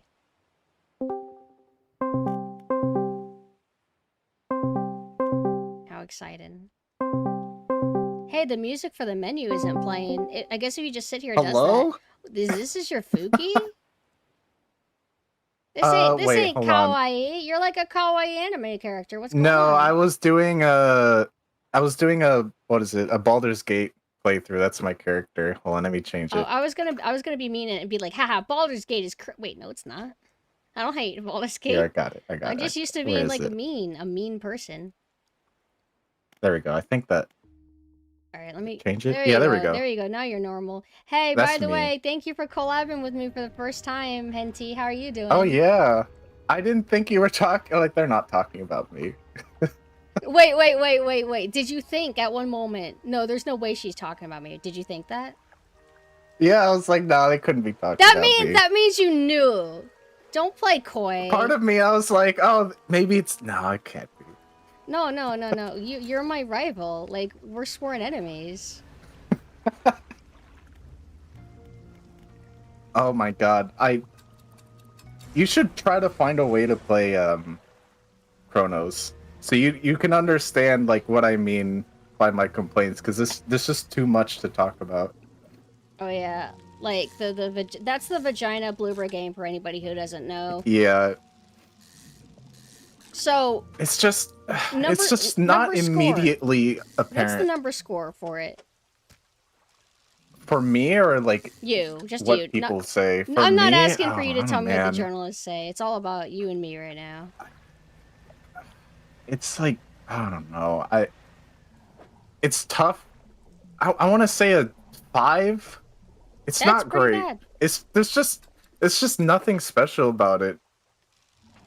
There's surprisingly a lot of Resident Evil in there with like the you get a box where you can put all your stuff in for later. You got the limited inventory and a few other things. It's just like a mishmash of a bunch of different horror games. Okay. And does it feel properly survival horror, or is it action horror? Like, what is it exactly? Is it like Resident Evil 4 leaning? I don't even know what it's trying to be, because it... I found you can shoot their legs and then stomp them, so there is some use for the stomp. There's no dodge, so I imagine that's what the fire canisters are for. It's like an oh shit button. But, you only get one. So... I don't know, they put you in situations where you're just screwed, and it doesn't scare you, it just feels like you're just under-equipped, but not in the same way that, like, classic Resident Evil does it. I don't know. Because I was about to say, that's what I like about horror games, is not how, woo, spooky they are, but, like, how, oh, shit, I'm in a really tight situation, and I gotta find a way out of it. So when you said it like that, I'm like, yeah, but, like, it does neither. It's like, I don't know, it has all of the things that you would expect a horror game to have, but it just doesn't work here for some reason. I can't put my finger on it. It's just, the atmosphere is fine, I guess. I don't know. It's just, a lot of the environmental storytelling is not very interesting. The writing itself is not very interesting. The main character, I feel like, I'm fine with robotic characters as long as there's like some sliver of humanity in there, like they're kind of fighting against what they're supposed to do or something, or that maybe they're motivationally charged by something personal that they're not supposed to be doing. But in 2 hours, I haven't seen any of that. I could be speaking too soon, but come on, man. I don't know. I feel like it shouldn't take that long for a game to get good. I don't know, man. Right. Bloober just doesn't seem like they have the history to give me any faith that, oh yeah, they're good, because I've only ever heard, yeah, Bloober is mediocre. And there's a reason why everybody was so like, they're doing Silent Hill. There's a reason why nobody was excited about that. And again, the only reason why it turned out good is because it's not a Bloober game. It is a different game from a different time. It made by more talented, more experienced people, or I assume they were more experienced at the time. So I would say that, to Rasira, I would say that, yeah, it pretty much is confirmed that, like, Bloober is just gonna struggle if it's them by themselves. Yeah, I didn't realize they did Layers of Fear either, which I haven't played, but I hear people really like that game, but I had an ex explain, or they were like, oh, you should really play it, and they're like, well, what do you not like in horror games? And I gave them the rundown of everything I hate in horror games that is like super cliche and predictable, and by the end of it, they're like, okay, don't play Layers of Fear then. You'll hate it. I'm like, really? That's not good. So is it one of those games that's kind of meant for like you know when people say streamer game, a very specific type of game may come to mind. Would you say that that's what like that is? I assume that's what all Bloober games are personally. What, Chronos? Well, maybe not Chronos, because Chronos seems like they're trying to move away from like their old type of games. But I've never played a Bloober game. I'm just like hating ignorantly. It seems like they're just trying to be, well, Chronos specifically, they're trying to be Resident Evil, but in like a way that just, I don't know, it's executed poorly, I think. But for Layers of Fear, I can't say since I haven't played it. Oh man, people are gonna hate me, but I hate what's it called? Outlast. I feel like it's the most predictable horror game I've ever seen. Every time they try to jump scare you, I've predicted it. It's like, it's fine if you've never played horror games before, but I feel like they pull every cliche in the book. Hi, Valtier. Outlast seems like it's not for me. I watched a video essay talking about why people like it so much, but at the end of the day, it just seems like it's just not my type of game. I've played it myself, and it never hooks me. It never really grabs at me. In any capacity. I like the DLC. The DLC is pretty cool. I think it was the one where you're supposed to be a scientist and you're part of this huge facility, and I guess you stick your nose into the secret part too much, and you get punished by being captured, and now you're part of the experiments, and something goes wrong, and everyone's trying to escape. And I feel like that's a lot more believable and spooky than someone intentionally going into a building for the sake of doing a report or like photography or whatever. Right. I like couldn't get into it that way. I'm like, I wouldn't do that. Why am I doing this?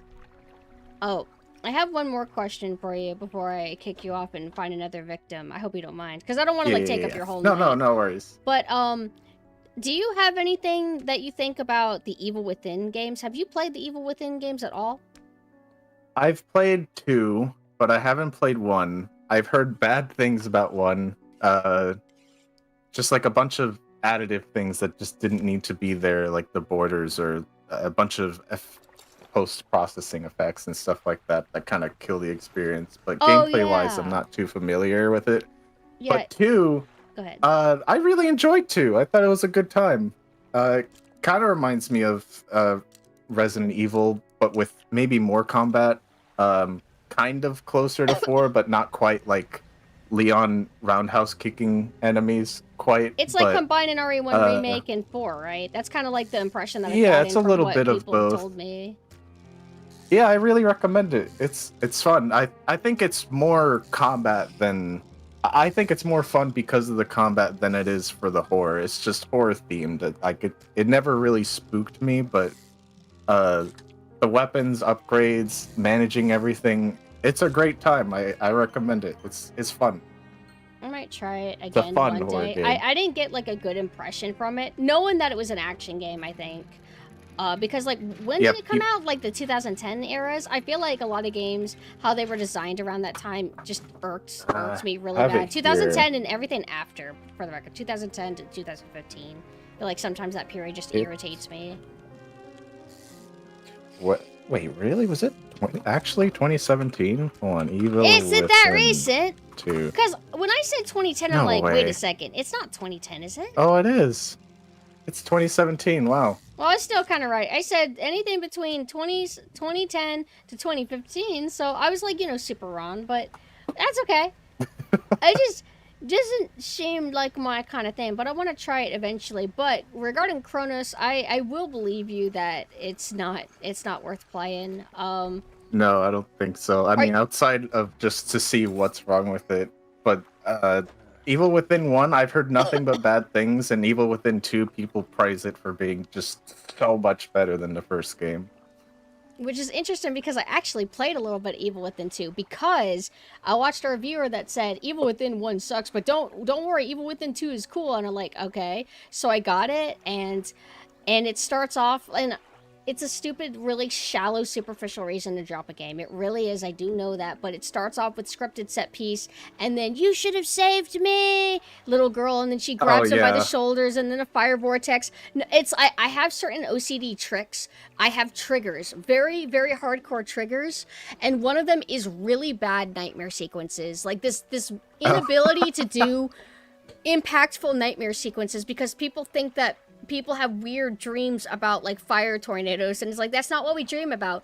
We dream about being like in school and lost and not being able to find the right class, and it feels like an existential nightmare kind of dream. Yeah.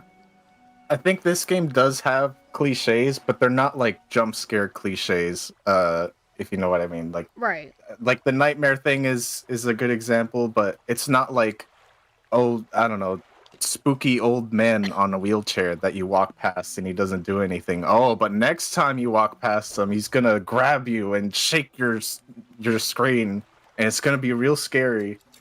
None of that really happens. Okay. Well, I'm gonna let you go. I have to find another victim. I've had this other victim in mind, but can anybody give Henty a shout out? But his name's not Henty VT, it's Hentai Sleeps at Night. Weird, whatever. I can't. People love my name, especially in League of Legends. Oh yeah? Oh, thank you for doing that. All right. Get out of here. Get out of here. Yeah, feel free to call me whenever. You Yeah. know, at worst I don't respond, but That's not an yeah, option whenever for is you. fine. That's not an option for you. If you ever ignore Uh-oh. me, you're never gonna wake up again. Oh, that's where am I gonna go? Back to hell? Yeah. You're gonna go to Has-Been Hotel. That's it. You're going to Has-Been Hotel. No! Get No! out of here. Get out of here. Okay, my next victim. Oh, wait, let me catch up with you guys a little bit. I wouldn't neglect you guys. Well, yes, I would, but I'll take a little break. Gonna charge back on the scab. Hey, no! But thank you so much for your donation. I really appreciate it. Everybody who supports the stream, even if you just like lurk or whatever, I appreciate that a lot. Outlast 2 is 2017. The first one is 2013. Wait. Oh, because that's what I was asking about. I was asking about Evil Within 1. And when you said Evil Within 1 is 2017, I'm like, well, I felt that I was wrong guessing it was 2010, but was it 2017? That feels like a little bit too recent. That makes more sense then. Evil Within 1, just a really bad impression. And I don't just mean the black borders. Because they did that thing where they're trying to be cinematic. Because, you know, games aren't games. They're movies now. So they have the black bar on the top, black bar on the bottom. A little annoying, but that's not what filtered me. What filtered me was just like, oh, chase cam, the crazy guy with the chainsaw, he's running after you, and we have the cinematic camera, and you hold and run to the camera. Like, I'm just, that's one of my triggers. One of my triggers. One of my many triggers. I have a lot. A lot. But, I'm going to harass one of my dear friends. And I've been wanting to harass him. I need to harass him. Now, wait, also, I'm gonna queue up. Hey. I don't need his consent either, this person.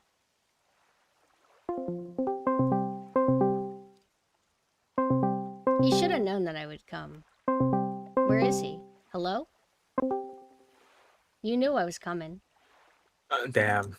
Just went straight for it, huh? Well, you're one of those people that I don't need your consent. True. What up? Hey, I wanted to bring you on. This is Kubra, you guys. He occasionally plays games with me. I think the last time you guys might have seen him was when I streamed Darktide, which with my beefy PC, now I can do that. And I'll tell you what, it feels good. Damn. Yeah, I remember that. That was a good time. That was I feel very like your surprising. viewers like that stream too. Yeah, I really liked streaming Darktide. We need to do that again sometime. But Kubra, I mean, I think you've been lurking a bit. You know what we're doing. I'm making everybody talk about a game with me, whether it's like Darktide or if maybe you want to talk about Ape Escape or maybe something that you've been wanting to revisit. What's going on? You have the reins. Oh boy.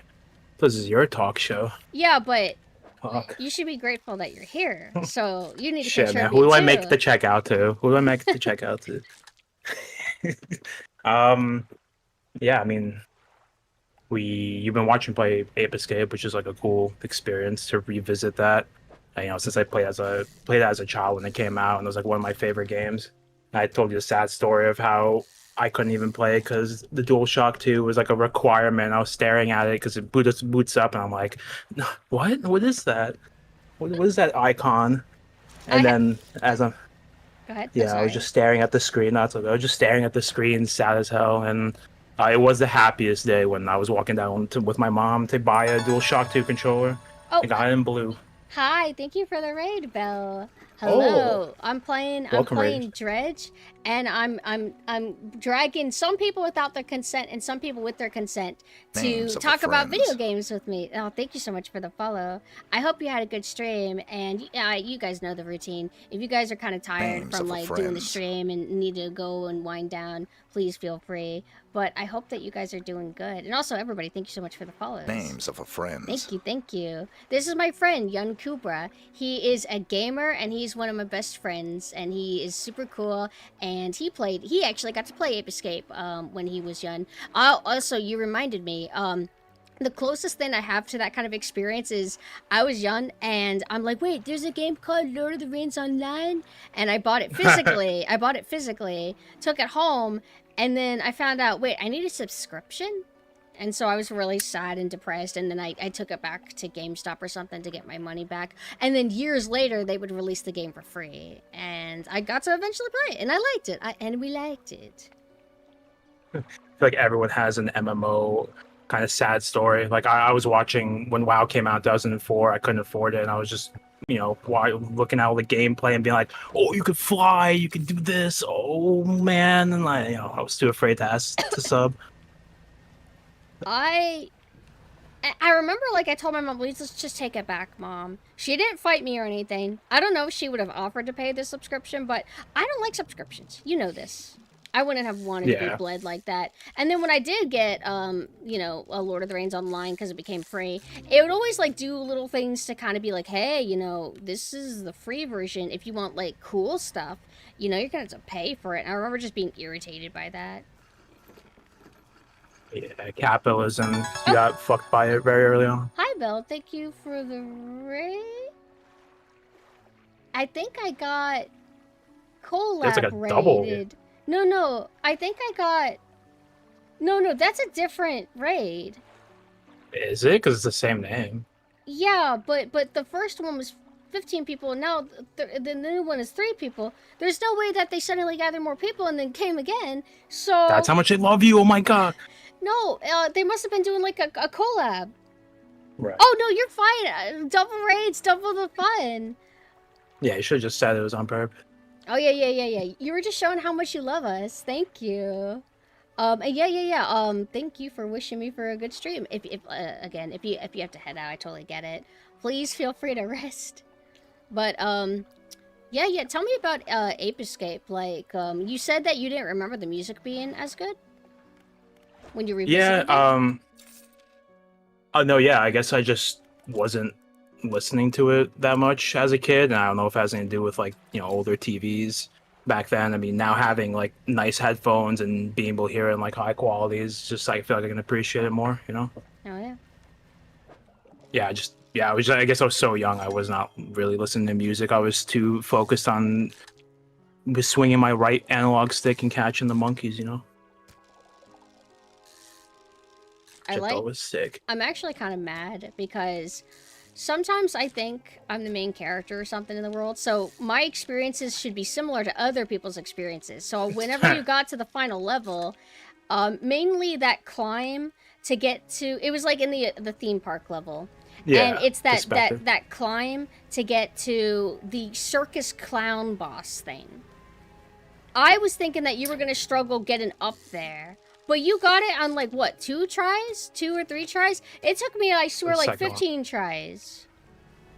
Why are you better at games than me? It's not fair. We're, like, the same. Why are you better? Oh, I was playing a lot of platforming. I think... So did I! What were you playing? I was playing, like, Crash Bandicoot, which was hard as fuck back then. I was playing Ape Escape, which is a little difficult. Mario and Banjo-Kazooie. I didn't have a little bit of Spyro. Spyro. Oh, I love Spyro too. That was a banger. I couldn't get into Spyro. Like, I played a bit of the first. I just thought it was kind of dull, actually. That's fair. I played as a kid, and that's when I only played. I haven't like revisited that game either, so I could be completely wrong about my feelings. I want to play the Crash Bandicoot games because I've always heard about them, but I've never like really played them. And they did a remaster recently, and journalists cried about them being hard. So now I want to play them. Yeah, I saw that too, which I thought was hilarious because I was like, man, I was fucking playing this shit nonstop as a kid. Pussies. Times are different. Yeah, journalists. Yeah. What exactly is so hard? What exactly was so hard about Crash Bandicoot? Specifically, I think it was just really like precise platforming, if I remember correctly. Like it was a lot of precise, like one box jumps, shit like that. And I mean, it's easy by like old platformer standards, like the side scroller stuff, because if you're playing the ones from the 90s, that's when you ran out of lives. Oh, that's okay. You could just like load the game back up where you started. Back in the day, if you ran out of lives, it would be all over. That's the true back in the day. So, I don't know. I feel like we have it easy. I'll still get pouty if things don't go my way, though. But I'm not going to say, can you add an easy mode to this, please? Where's the easy mode? Where's the journalist mode? What have you been, Yeah. Wait, I do want that to happen. You know how boomer shooters will have joke difficulty names that kind of insult the Yeah. player endearingly? Like, little pissy baby mode. I really do Yeah. want them to one day, it's gonna be some boomer shooter inspired by Quake, and it's gonna be called Shiver or Skull Death or something. And I want a difficulty to be called journalist mode, and I want journalists to write about it and get really pissed off about it. It's hilarious. I literally thought about that too, because I always love like the older games. How they would like make fun of you, like Doom with like Hurt Me Plenty being like the harder one to like the, and then you would see his icon change to like a little baby picture, like if you when you scroll on the easiest one. Love that shit. That's the toxic masculinity I need back. Love toxicness. Yeah, when gamers were real gamers. When we were real, strong, better, It's the stronger, Wild Wild West. faster, stronger. I wanna. Ew! I heard my voice. It wasn't you. What happened? Why did I hear myself? I got mad. I'm like, why is there a girl here? Oh, oops, it's me. For some reason, Discord just like switched the input for no reason, like half a second. I'll tell you So- what, Discord has been weird and funky today. Like, it's the most broken I've ever seen it, actually. Huh. But, Is Microsoft still acquiring them, by the way? Is that happening? oh, did I say Skype? Did that happen already? No, we're talking about No, Discord. you said Wait, yeah, Discord, yeah. Because I heard Microsoft is also buying Discord, unless I'm getting that wrong. I thought monopolies are against the rules. You can't buy everything. This is ridiculous. No. I don't Because think they I always can say do like, that. oh, there's always like one voice program that everyone uses, then the corporations buy out, shit all over it, and then we move on to the next one. So what would that's the happen cycle after of life. Discord? What's the next one going to be called? I don't know. Pisscore. I don't know. We'll come up with a new Because one. maybe it'll be like cooler, like pendulum swing thing. Because like Discord is like, oh my god, Wumpus is loading. Wumpus misses you. It's like, Yeah. I want something to be like cool and gamer pilled or something for the next thing. Yeah, then it's funny seeing the old companies like Ventrilo and stuff, TeamSpeak, making like Twitter posts, like how social media cringe marketing, like they're like, oh, like making jokes and like retweeting like other companies and stuff. I can't stand that shit, man. I hate it. Like Walmart responds to Target. So true, girl. Like, die. Yeah, I feel like Wendy's started that. It I think I did. spoke about this with Mina, but like Wendy's was like the OG, corpo Twitter that like everyone seemed to love. Then everyone started doing it. Yeah, Wendy's was like all about like mic drop.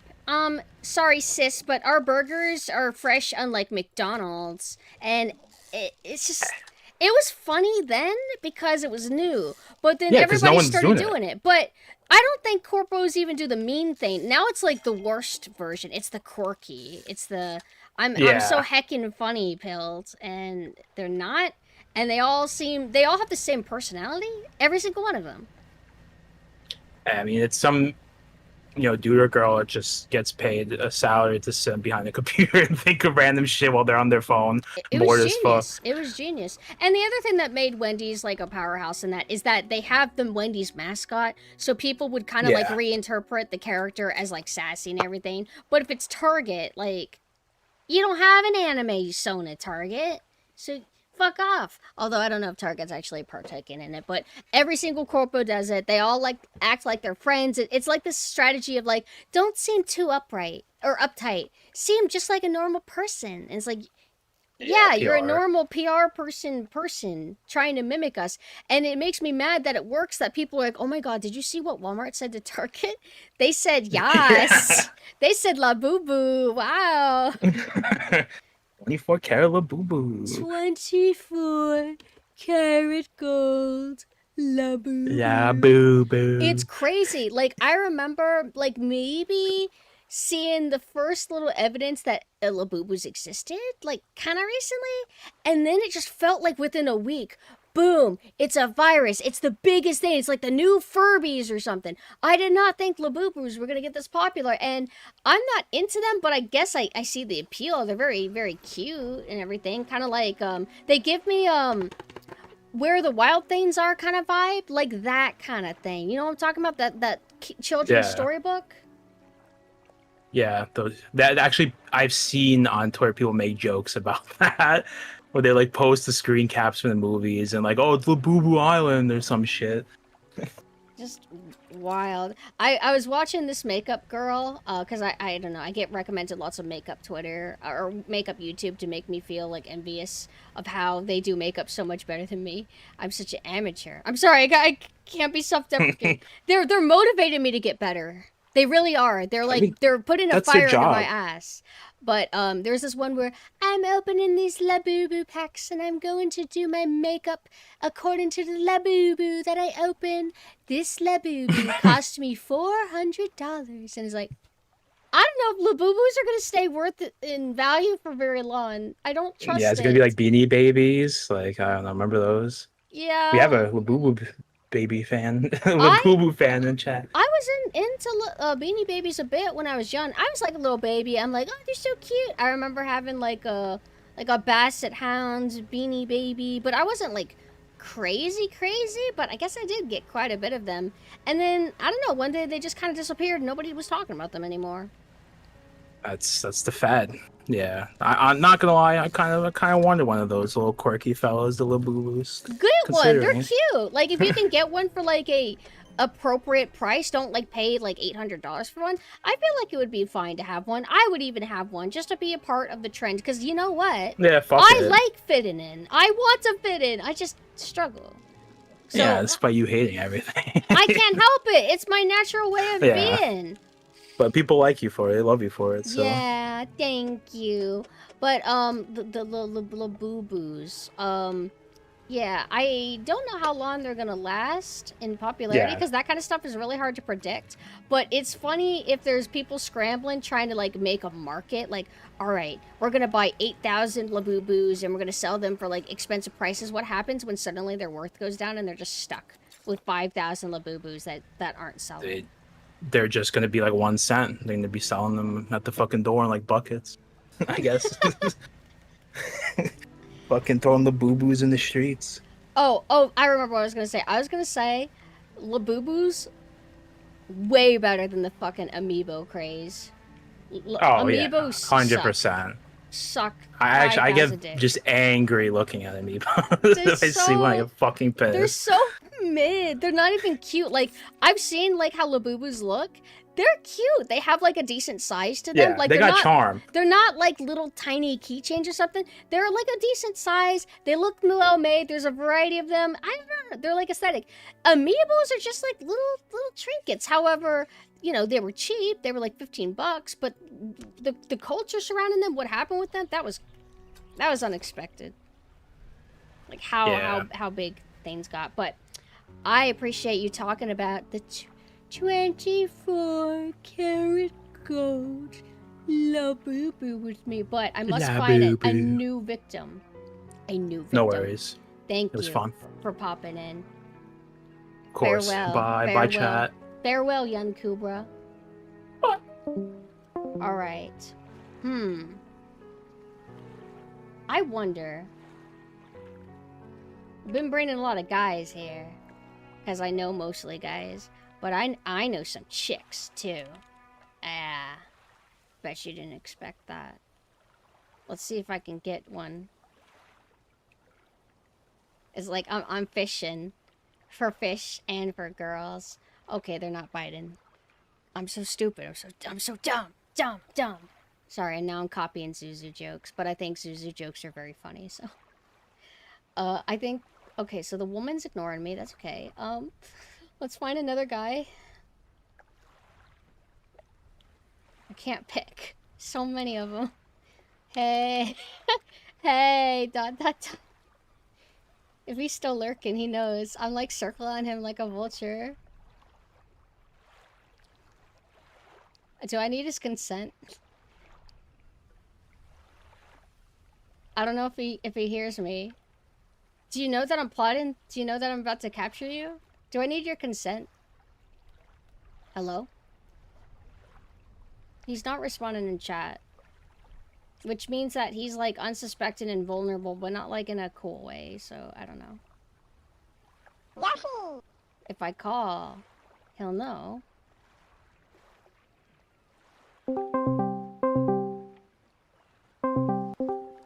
Hey.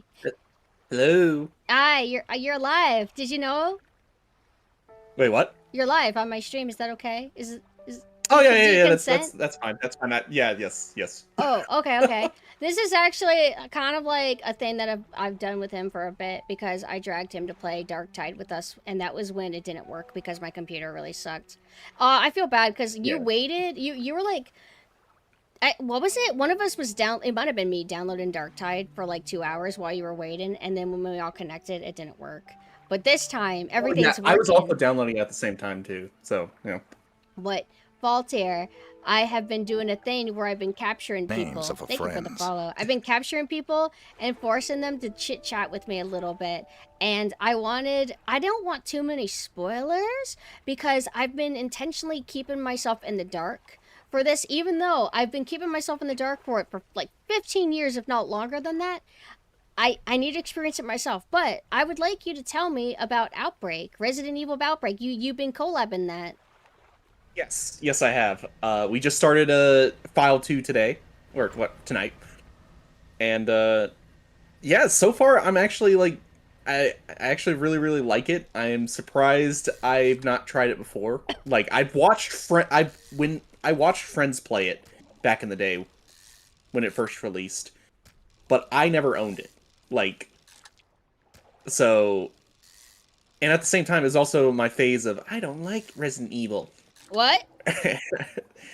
Yeah, it was also that phase of I don't like Resident Evil, and it's like, well, survival horror games and all that. You know, I didn't like older games. I like what was new and coming out at the time.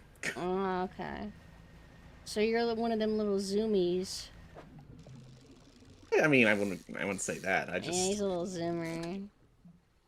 I was more interested in, like, you know, Halo 3 and Halo Reach coming out and stuff like that. Right. And my friends being like, oh, check out this game for the PS2. The PS2? But, overall, I'm really liking the game so far. The intro, the music for the intro cinematics and stuff like that is easily the best. It is so peak. Yeah. Like, I wish they did more music like that for you know, the menu screens and stuff like that. Trying to think what else. There is a tyrant boss fight that I know about, and he has an amazing boss theme that has like a choir in it. Do you know what I'm talking about? Did you get to that? Yes. That was so fucking peak. What's funny is it like literally comes out of nowhere. Like the rest of the game does. Like Spoilers! the music is nothing like that. It's okay. Right. I brought you on here. It's okay. I'll probably forget. You can tell me a little bit. Just be careful. Be careful. Yeah, the rest of the music, like the music for the rest of the game is not like that. Then it suddenly drops during like the second. I think it's during the both phases of the boss fight, and then it's like. I'm like, what the fuck? You know that it's the final boss when the music starts dropping. So, out of curiosity, when you guys were playing, what was your team dynamic? Like, were there some people that were, like, really experienced and kind of carrying you guys? Like, what was the deal? Or were you all kind of, like, chickens with your head cut off, like, trying to all adapt quickly? Because I feel like that would be the most interesting, personally. We had somebody who was trying to be the, leader, and guide us all around. I was trying to explore as much as possible, because that's one of my things. Plus, that's also why I chose the character Yoko, because she gets more inventory slots than anybody else. Okay, and how hard is the game, out of curiosity? Like, because you're familiar with classic Resident Evil mostly, right? It's pretty difficult, for the most part. Like, 2's definitely been a lot easier, because they included the ability to strafe while shooting. Okay, so actually, out of curiosity, what exactly makes Outbreak so hard? Because my experience with Outbreak is I bought it physically because I was buying any Resident Evil game I saw on GameStop. Because I was like a little bit of a latecomer to the series in terms of actually owning them and playing them in full. And I just remember it's the servers are gone, so I'm playing by myself with all these NPCs, and I don't know what I'm doing, and I can't control them, and all the doors like take forever to load. So I'm just like, I don't think I'm able to play this. So I don't know really anything about the game other than you are infected, and so the game is on a timer, and anytime you find antidotes, it only temporarily halts the infection. So I don't know anything else, so I'm very curious about what else is so hard about this. The infection mechanic there was actually to prevent people from hurry them along, Right. And whenever an enemy touches you, grabs you or bites you or whatever, that meter goes up. And there are many times we've had people just straight up die because their infection meter was too high. And when they die, they're out, right? No. Really? They come back. How? They die. They die and they like come back as zombies. I thought you meant because what I meant is when you die, it's game over for that session. You're not able to just respawn at some point, which I think is good for survival horror. And one of the dumbest things that we didn't figure out until the last time we played it was that you can actually loot the zombies once you kill them, the infected survivors. Oh. So we kind of abandoned items that probably would have saved us. And that's the thing. Another thing is that most of these scenarios we played, somebody died, but we managed to get at least mostly everyone out. And you said that that's also easier? due to yes. But I think I think they changed the difficulty of the actual difficulty of the difficulty. Because easy is a lot easier than it was in the first file. Okay. But we're mostly doing that so we can get a feel for the game, and and because we have two people who are not nearly as experienced in the games. Okay. But I've really been liking the enemy variety a lot. I know they basically took some of the ideas from other games, but this File 2, we've experienced more animal enemy variety than I've seen in a very long time. Oh yeah, they straight up have a zoo level, right? Some of the levels I vaguely know some of their themes, and that's cool. It's oh right, Outbreak is Raccoon City, so it's probably areas that are covered in Resident Evil 2 and 3, but also new ones. So I want to play it because it's that's a perfect spin-off concept is Raccoon City. Yeah. You could do lots of other stories that take place during the events of Raccoon City, and that's what Outbreak's so cool for. Well, that's actually something that we were talking about on the stream, was that the older games actually made Raccoon City feel like a real city, and it's the remakes kind of made them feel like they were, snippets. They were just, they curate. Yeah, they were snippets. snippets. You don't want to actually exactly. go through this whole cool city, do you? You just want to get to the point, right? And it's what do you mean the point? The point of these games is having a lot of exploration. It's no. Don't you want to just get to the end?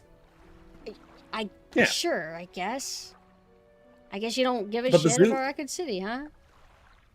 But also something we found out with File 2 is that the difficulty, things change a lot between the difficulties. Certain items won't appear, or they appear in completely different spots than you originally believed they were at. What difficulties have you played? You mentioned easy. What other ones have you tried? We did easy and normal, because once again we have two people who've effectively never played a survival horror game like that. Okay. But I tried hard by myself. Oh. Yeah, that was well, I didn't realize how brain dead the actual AI was, Is so, it actually it's definitely really a game possible to play these games single player? Because I Yes, didn't get that vibe. I have a friend who played both of the games by themselves.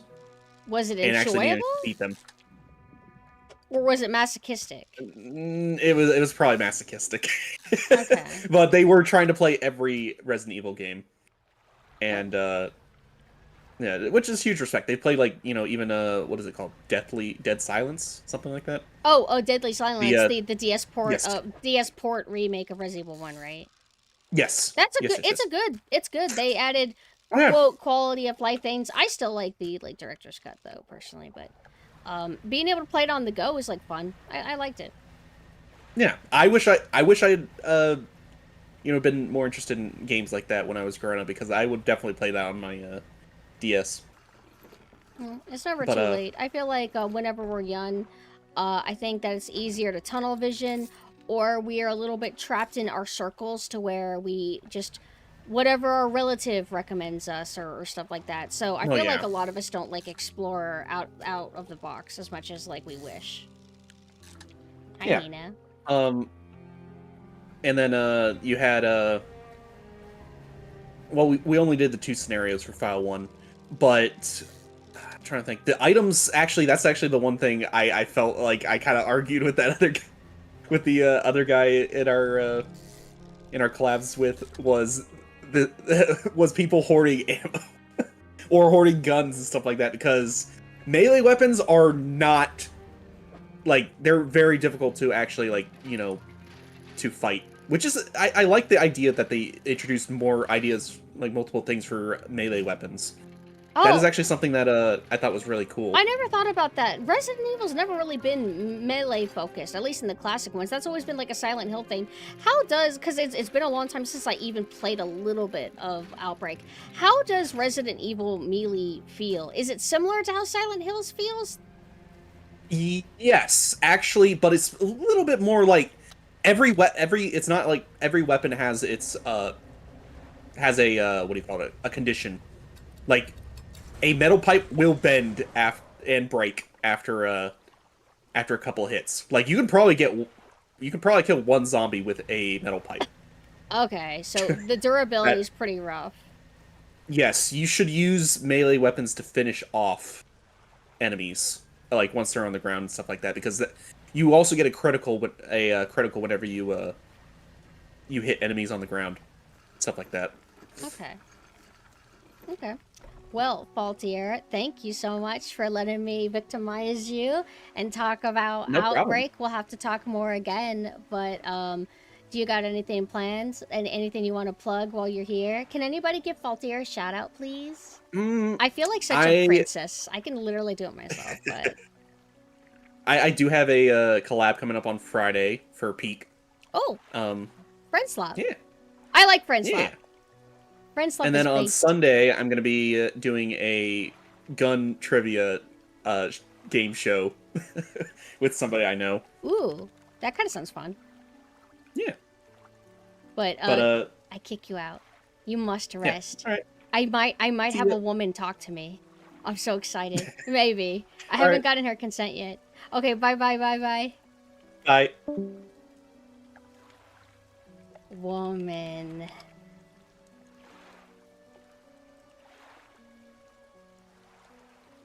Hold on, let me sound more pathetic. Wait, I should try that tactic that the braces fetish guy did on me. He was like, please, I want to talk about braces. Also, I broke my leg. I'm in a cast. Here's a photo of me in the cast. And I'm like, it looks like a woman's foot, but okay. And also then I blocked him. Because it was boring. I don't fucking owe you anything. Oh my god, the woman's ignoring me. Fuck. Why won't females talk to me? Alright, another male. Let's find another male. Wait, Riot, can you become a girl? You'd be so much cuter. Okay. I feel bad because Lobotomy responded like a bit ago. Wait, I mean, I have no idea what female I'm targeting. And neither do you. It's okay if she says no. No hard feelings. Yeah, become a girl, Riot. Let me know. You even got the pink username. Cute. Although pink is a masculine color to some. By the way. Back in the day. I can't. She hates me. I mean, this girl. It's okay. Well, I was thinking about dragging this other really cute girl. Named Mina.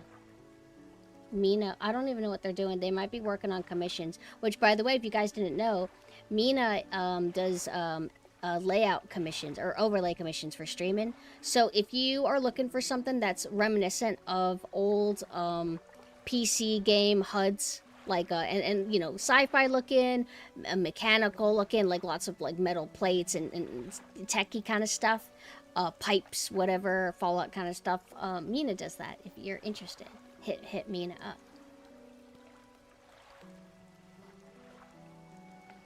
I don't need their consent. I don't need this consent. I do what I want. I'm the strong.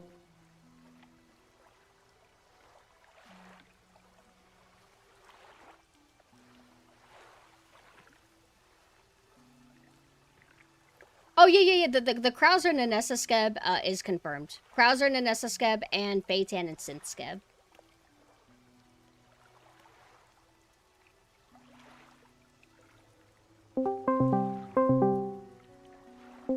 Wow, what a cute girl. Hi, Mina. Wow. Hi. Mina, what have you been doing? Have you been working on like your art and your commissions and shit?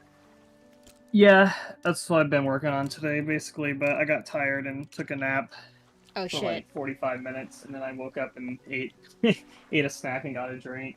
Does that I'm mean kinda you're just not going to back be able to here. go to sleep properly, or do like short naps not fuck you up? Short naps don't hit me too bad, I would Okay. say. It's when it's like you And I've take a been- 3-hour nap, that's when it's over. Yeah. Yeah. I'm trying to remember. I've kind of just been like on that schedule a little bit where I've just been getting like around like 11 or 12. I get kind of a little bit sleepy, and I just kind of nap for like 20-ish minutes or so, and then I'm re-energized again and I get back to work. Is that only whenever you're working? Because I feel like when you're socializing, like if you're with people or you're playing a game, I feel like that makes it easier to kind of not like fall asleep. Yeah. I work on art for a bit, and then I hit a point where I'm kind of like, I'm exhausted, and if I keep working, I feel like that whatever comes out is not going to be good. Basically, I'm kind of just forcing myself to keep working on it. Basically, Right. so Which isn't good. I'd rather like rest. So, like, it's better to delay stuff, even if it makes things taking longer, than to just force yourself just to feel responsible. No, I have to. I have to work as much as I can, Yeah. at the cost of the quality of the thing. By the way, Mina, is it okay if I show the work in progress that you've been doing on your current thing? Not obviously the whole thing, but the segments that you've been sending me? I think that's fine. Is that like how's the general etiquette for like work in progress type stuff like that, where it's like, Well, if someone- I guess we don't know if they want it to be visible, so maybe we don't need to show it in that case. you know, We'll be- you know what I mean? Yeah. You're so nice and considerate. I don't know. Whatever. But Mina, I've been doing this thing, as you can tell, where I've been asking people to talk a little bit about me, about whatever game, because I'm a gamer, you're a gamer. So I was wondering if you would be willing to recap some of your Killing Floor talk with my chat, because I thought your Killing Floor stream series has been cool so far, and you're going to be resuming a little bit more Killing Floor 1, like retail release, before you go to Killing Floor 2, right? So shoot the shit. I think I'm just gonna go to Killing Floor 2 now, because I played I did 2 streams of Killing Floor 1, and the last one I did, I feel like I kind of experienced the last little bit of stuff that like I wanted to Oh, for Killing Floor 1. I feel like I played enough Killing Floor 1 to kind of okay. come to a conclusion. about Okay, it, so then, basically. yeah, recap the Killing Floor stuff. So basically I think I did 5 streams total at this point. Basically just playing almost every single iteration of Killing Floor that there's been, which, if you're not familiar with Killing Floor, or if you are, familiar with maybe like the retail versions or Steam versions of Killing Floor had, before it went as a retail game on Steam you can buy, and then you have Killing Floor 2 and Killing Floor 3. There's actually a mod for Unreal Tournament 2004. Its initial release version was in 2005. 1.0 came out August 31st, 2005. And hell, there was even a demo before. I didn't play the demo, but it was just like the demo's so small that like I just didn't bother. I just went straight to 1.0. But yeah, there's been like basically 3 official iterations of that version of Killing Floor, the Unreal Tournament mod. It was initially developed by predominantly it was one guy that made Shark guy. pretty much all of Killing Floor.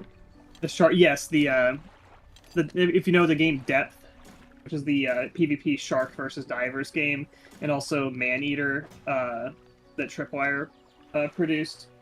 It's that guy basically.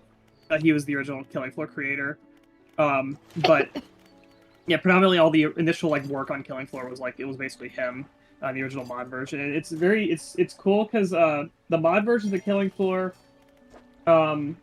it has all of the foundational groundwork that would like be in sort of the final iteration of Killing Floor 1, the one that launches on Steam, basically. That like you go all the way back to the 1.0 version from 2005, and it's like it's very different in a lot of ways, but it's also very similar too, in that like the map layouts and like the weapons and the zombie enemy types, basically they're kind of like all there, not necessarily in their final iterations, basically, but the base work is like almost all there in the 1.0 version. The most like or I'd say like the most like overlap is like the map layouts, basically, like West London, Manor, offices, biotic labs. Like the layouts are, they change a bit over the versions, but that kind of like the kind of the vibe and the sort of general layout of those maps is like pretty much the same between like all the iterations, just with like changes between them a bit, which I think is really cool. You go all the way back to the initial version, it's just like it's all there. I was a big fan of too much. I was a big fan of the overall vibe that the first Killing Floor has, and I feel like you didn't oversell it at all. The other ones, they retain qualities of it, but they just don't seem to go as hard as they did. In terms of You're talking about the 1.0? Yeah, 1.0 version, like the initial release. It's like more horror coded, so more unsettling, more creepy. Yeah, and I think part of that has to do with, like, well, one thing is that 1.0 is the only version that has, like, a campaign, kind of, it's like a single-player campaign kind of mode to it, where it has, like a story, kind of, that you play. It's very, I'd say it's pretty bare bones. So it's almost like a proof of concept type of thing. But it has, like, a story. It's different than like the later versions as well, because the initial version was like a viral outbreak, kind of like in Resident Evil. And yeah, that initial version is very, very, very like atmospheric and like gritty, where it's like it looks like Silent Hill 1 kind of like otherworld textures, where everything's really grungy and like grimy and just kind of hellish looking, basically. And the zombies look like demonic and stuff like that in the initial version. Everything's like bloody and like grimed up looking. Like even the guns, like your weapons and your guns are like super gritty looking. Whenever Killing Floor, like the 1.0 of the mod came out, Silent Hill 2 was out, right? Remember how I kept saying that like the monsters had a certain look to them that almost made them look like rubbery or whatever? They actually make me think of Silent Hill 2 enemies, like the straitjacket enemies, wouldn't you say? Yeah, I could see that. They have kind of a little bit of that type of vibe to it. I mean, hell, there's one track in Killing Floor 1.0, and I think it might have still carried over. It sounds like it's straight out of Silent Hill 2, and it's literally called Restless Dreams. That's like the name of this track. And there's a track that literally sounds like Silent Hill 1. I remember whenever it started playing, I'm like, why does this sound familiar? And that's whenever you like chimed in and you're like, yeah, this is like Silent Hill 1-esque. And I'm like, oh my god, you're fucking right. And the other inspos are like Silent Hill and then 28 Days Later, right? 28 Days Later, yeah, the 28 Days Later kind of set the location of it. It's like initially, like he says, the game or the mod, like it wasn't his initiative originally. That he worked with 2 other developers that were making it was actually a Battlefield Vietnam mod, I think, or Battlefield 1942 mod. It was one of those, but Yeah, it was going to be a 28 days later like themed Battlefield mod where it was going to be like a team of like infected versus a team of like soldiers or something along the lines of that basically. And the other people kind of, I guess they lost interest or dropped off the project, so he ended up being like the only person left working on it basically. And he switched over to the Unreal Tournament 2004 engine, and then like changed like the kind of the design of the game and made it its own thing instead of just being a 28 days later themed mod, but it still retains that the location. It's set in London, it's set in the UK. It's zombies in the UK basically, and that's kind of that 28 days later overlap. And a lot of the like assets in that initial version too, like especially like the West London, like if you look at like references of like London and 28 days later, you'll see a lot of similarities in some of the like assets and kind of like key points, such as like in the single player the first group of zombies that like attack you is at the church, which is the same thing in the movie 28 days later, that he goes to the church and there's like a shelter there, and there's a bunch of like infected there that chase him. And some of the other visual imagery of like the toppled over like bus that's like in 28 days later, you can literally see like that same kind of looking bus like toppled over just like in the movie, which is kind of funny. But it's definitely looking at that as like a visual reference for like location and like setting basically. And the other thing too is like Resident Evil as well. I think that initial like it's viral outbreak in a city, there's like kind of evil corporation type of thing, like kind of like Umbrella. There's even like in the mod, it's like there's like a super soldier guy, like Lieutenant Masterson is like he's basically like a Wesker type, where he's like he's like a cloned like human basically that's working for the company basically. It's a clearly Resident Evil Okay. kind of inspired there.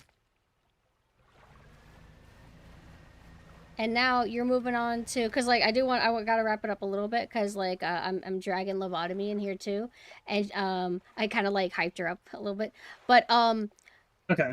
to streamline things, because if you guys want to see Mina's whole series where they talk about the Killing Floor series, the evolution from the 1.0 to the 2.0 to the 2.5 to the retail release, I would recommend checking those out, because Mina's very thorough about that sort of deal. But now you're moving on to Killing Floor 2, so I can't stop you from going on that tangent. And in fact, I want to encourage it. So what's going on? What's up with this? What's up with Killing Floor 2, Mina? Because the fun begun long before the Killing Floor 3, which is a whole other beast. So Killing Floor 2 is basically like,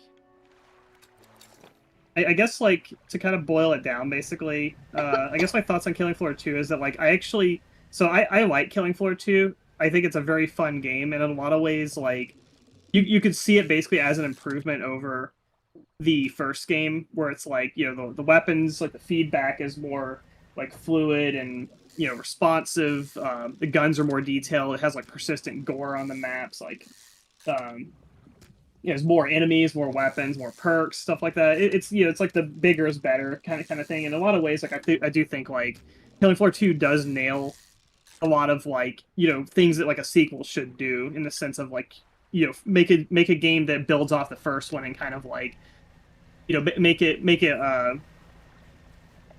quality of life stuff, kind of improve things, stuff like that. Some things I do think are improvements, but I also feel like that a lot of I feel like there's a lot between 1 and 2 that I think is lost in a lot of ways as well. I mean, I kind of felt similar about going from the mod to the retail, that there is something going from that mod version to the retail version that is lost, sort of in like translation, basically, from it being like a solo dev to like a team project. There's a lot of things that were changed there, mostly aesthetical things and little gameplay things, but mostly aesthetical, I would say. But Killing Floor 2 is like it's this pretty huge leap in like the gameplay and like the overall like vibe and like tone of it too, which I have issues with like both of these changes basically in ways. Even though, like I said, like on its own, I do think Killing Floor 2 is very, very fun. But the Killing Floor 2 is like it leans away from that kind of gritty kind of edge still that like Killing Floor 1 has a bit, and it gets more into the like this kind of like a little more like Quirky. little fantastical sci-fi, yeah, little bit quirky, but I mean that was already kind of there in the retail of Killing Floor 1 as well, like when they introduced like the kind of like goofy like voice acting and stuff into the game. Also like the music, like I don't like the music in Killing Floor 2 like as much either. So like genre change of music. But yeah, the maps are more flashy, bright neon sci-fi kind of look. They're a little more clean looking. And it's like, yeah, it does have a style. And that's one of the things like when you get to Killing Floor 3 I haven't played Killing Floor 3, but I feel like 3 just kind of looks a little on the generic side to me. Killing Floor 2, I don't feel like it's quite generic, basically. I think it has a pretty distinct style, and for a lot of what they did, I think Killing Floor 2 is pretty good, basically. Especially with its like persistent gore. I almost feel like they went for the cleaner style in Killing Floor 2 to make the persistent blood kind of like stick, because they have a really cool gore system in Killing Floor 2. Right.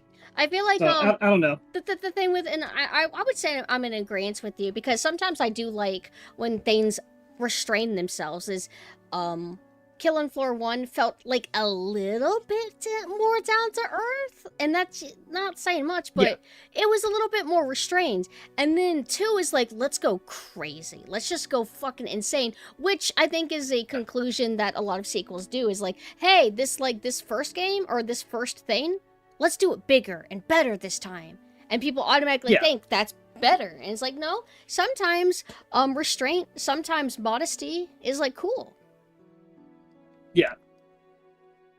But that's kind of how I feel like going from like 1 to 2, and like when I play 2 and go back to 1, it's like, oh, I like the slower, more kind of methodical feel like of the first game, where the player is slower, the enemies are slower, and it's more of like a defensive line game type of thing, where you're positioning and kind of like where you are in the map, and getting sort of like a good like I guess kind of like team effort, kind of like like defensive line, basically. Like when they get to you, you die basically in Killing Floor 1, whereas in Killing Floor 2, they will more likely get to you, but it's not as bad if they do, to where you have more options of getting away, basically. Do you even have like a melee move? Because like in Killing Floor 2, they grab you and it's annoying, but you can just like boom, kick them off.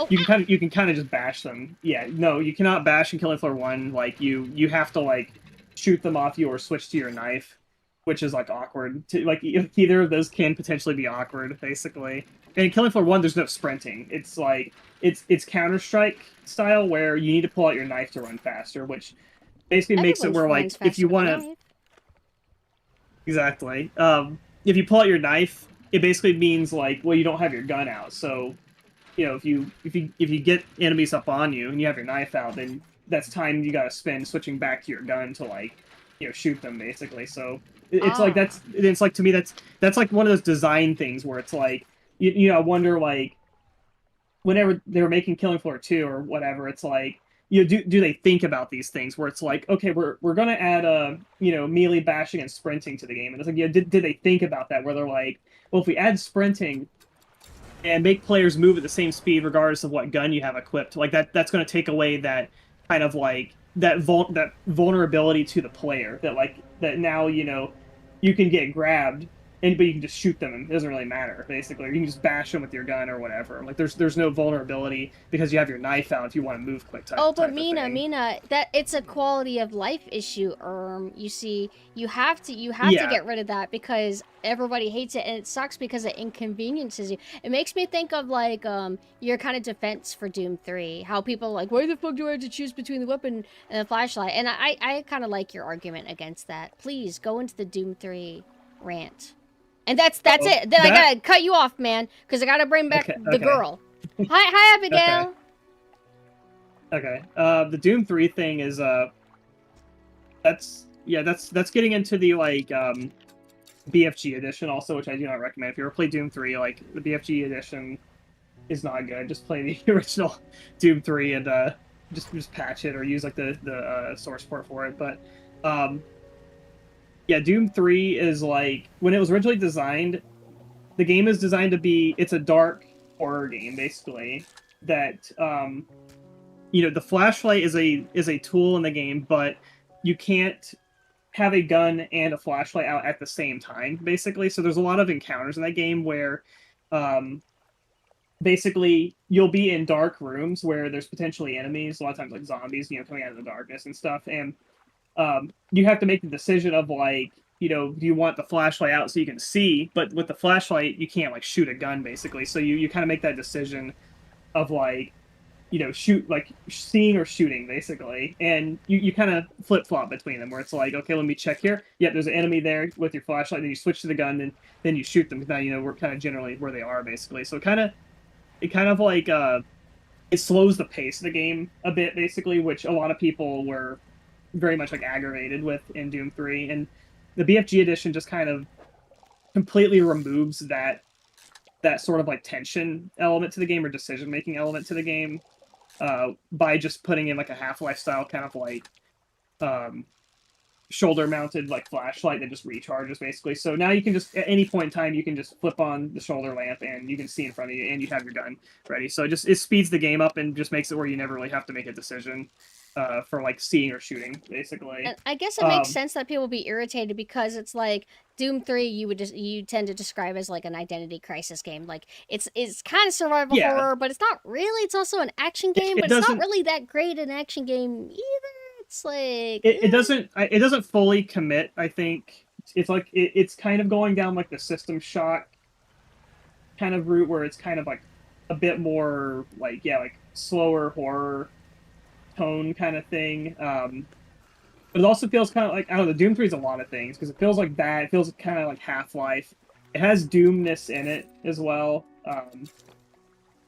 But I feel like Doom 3 is a game that like it's kind of balancing everything a little bit weirdly in a way that like I don't think is like perfectly executed or the best executed possibly could be, but I feel like it's good enough basically. I feel like it's executed well enough in a lot of ways, and I think there's a lot really good in Doom 3. Right. But one of the things, like the worst thing about the BFG edition to me is that flashlight thing I mentioned is that it's not even an option.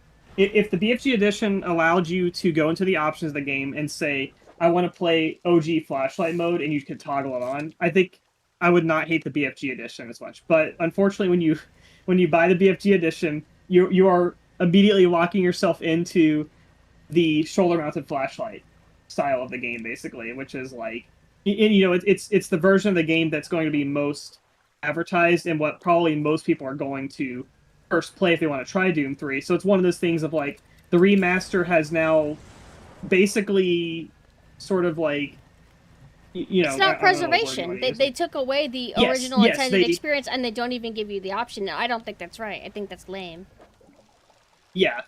So it's like, if you want to play Doom 3 like as it originally was, it's like, well, the most readily available version is not that, basically. It's significantly changed the game. Yeah. Basically with that. And it just shows that I guess they listened to the criticism and they're like, well, you guys said this is bad game design, so I guess we'll just completely take it away and not leave it as an option, even though we the designers liked it. I'm just not sure why they did that, but it's whatever. But Mina, thank you so much for talking about Killing Floor. Can somebody give a shout out to Mina, please? Mina, you're going to be another shout out. Did you already get one? Well, I think I did. Yeah. Mina, on Thursday you're going to be resuming that series, and you're going to be playing Killing Floor 2. So that'll be kind of interesting to watch you. So actually, Wednesday is my 3-year anniversary. Oh, you're not annoying enough about that. You need to like be on my ass about that. You have an anniversary. I won't do a stream that day then. Don't let me stream that day. Okay. Don't let me forget. I'm like really bad unless like people keep, how bad my memory is. I hate that about myself. But yeah, Mina's 3rd-year anniversary as a VTuber will be Wednesday. We are cooking a new costume for Mina, but that will not be a thing until next year. But Mina's going to be very, very sexy. You decided that you're going to be playing Unreal Gold. That was the game you debuted with. Yes. Yeah, my original debut whenever I first started streaming 3 years ago was I played Unreal Gold. And so what I'm going to do is I'm going to play that again, but I'm probably going to play with the Unreal Evolution mod, which is kind of like a gameplay like rebalance type of thing, basically. There's a lot in it. I played it once and I thought it was actually really cool when I played it, so I'm gonna stream it with that this time instead of vanilla Unreal like I did last time. When did you Basically, play it's like a this? When did revisit. you play this mod, by the way? Because I've never really heard you talk Two- about any mods. Probably like for 2 years Unreal. ago, something like that. Oh, okay. I guess you just didn't tell me about It was a while ago. I mean, 2 years I've ago, I mentioned would it have, before. even I would have remembered that, kind of, sort of, sort of. But yeah, Mina, thank you for coming. Please get back to what you were doing. I'll probably end stream in like maybe 2 more hours. I'm being naughty. I'm gonna bring 2 hours, I see. Lobotomy on. Lobotomy, do you consent? Mina, goodbye. Farewell. All right, good night. Good night. Get out of here. Okay. Honestly, I could talk to any of these people like way longer, but I wanted to do like a random spontaneous thing. I don't even know why. Why did I do this? Who was my first victim? Henty was early. Kubra was early. There's always ways to get Unreal Gold though, Jordan. Who was my other victim? Who was my first victim? Oh, wait. If I look at my call history, will it show me all the people I've been calling? Oh, it was Love. That's why. Because I was trying to get his attention. That's why. I was trying to get Love's attention to help me about something. And then he picked up. And I'm like, oh shit, I'm streaming. Alright. Hey! VTuber interview. And then we went down a rabbit hole. Okay. Let's see. Can we... I'm so like nervous. Okay, I can't be weird. I can't be weird or say anything stupid. Oh, female. I mean, hi, lobotomy. Oh god, I ruined it. It's over. I fucked up. I'm sorry. I meant hi. Oh shit, I had my mic muted. Hi, lobotomy.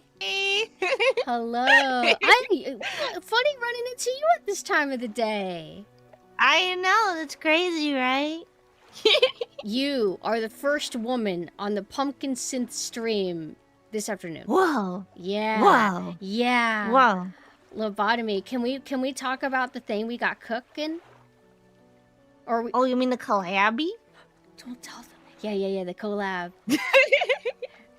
We're finally doing it. Lobotomy, Yay! you tell them, you're my guest. I want you to talk to them. Oh, we're gonna play Donkey Kong Country 2, the best one. It's your favorite one? Yeah, it's my favorite. She told me you have to pay to save? How mean is that? Is it easy to farm or exploit or what's going on?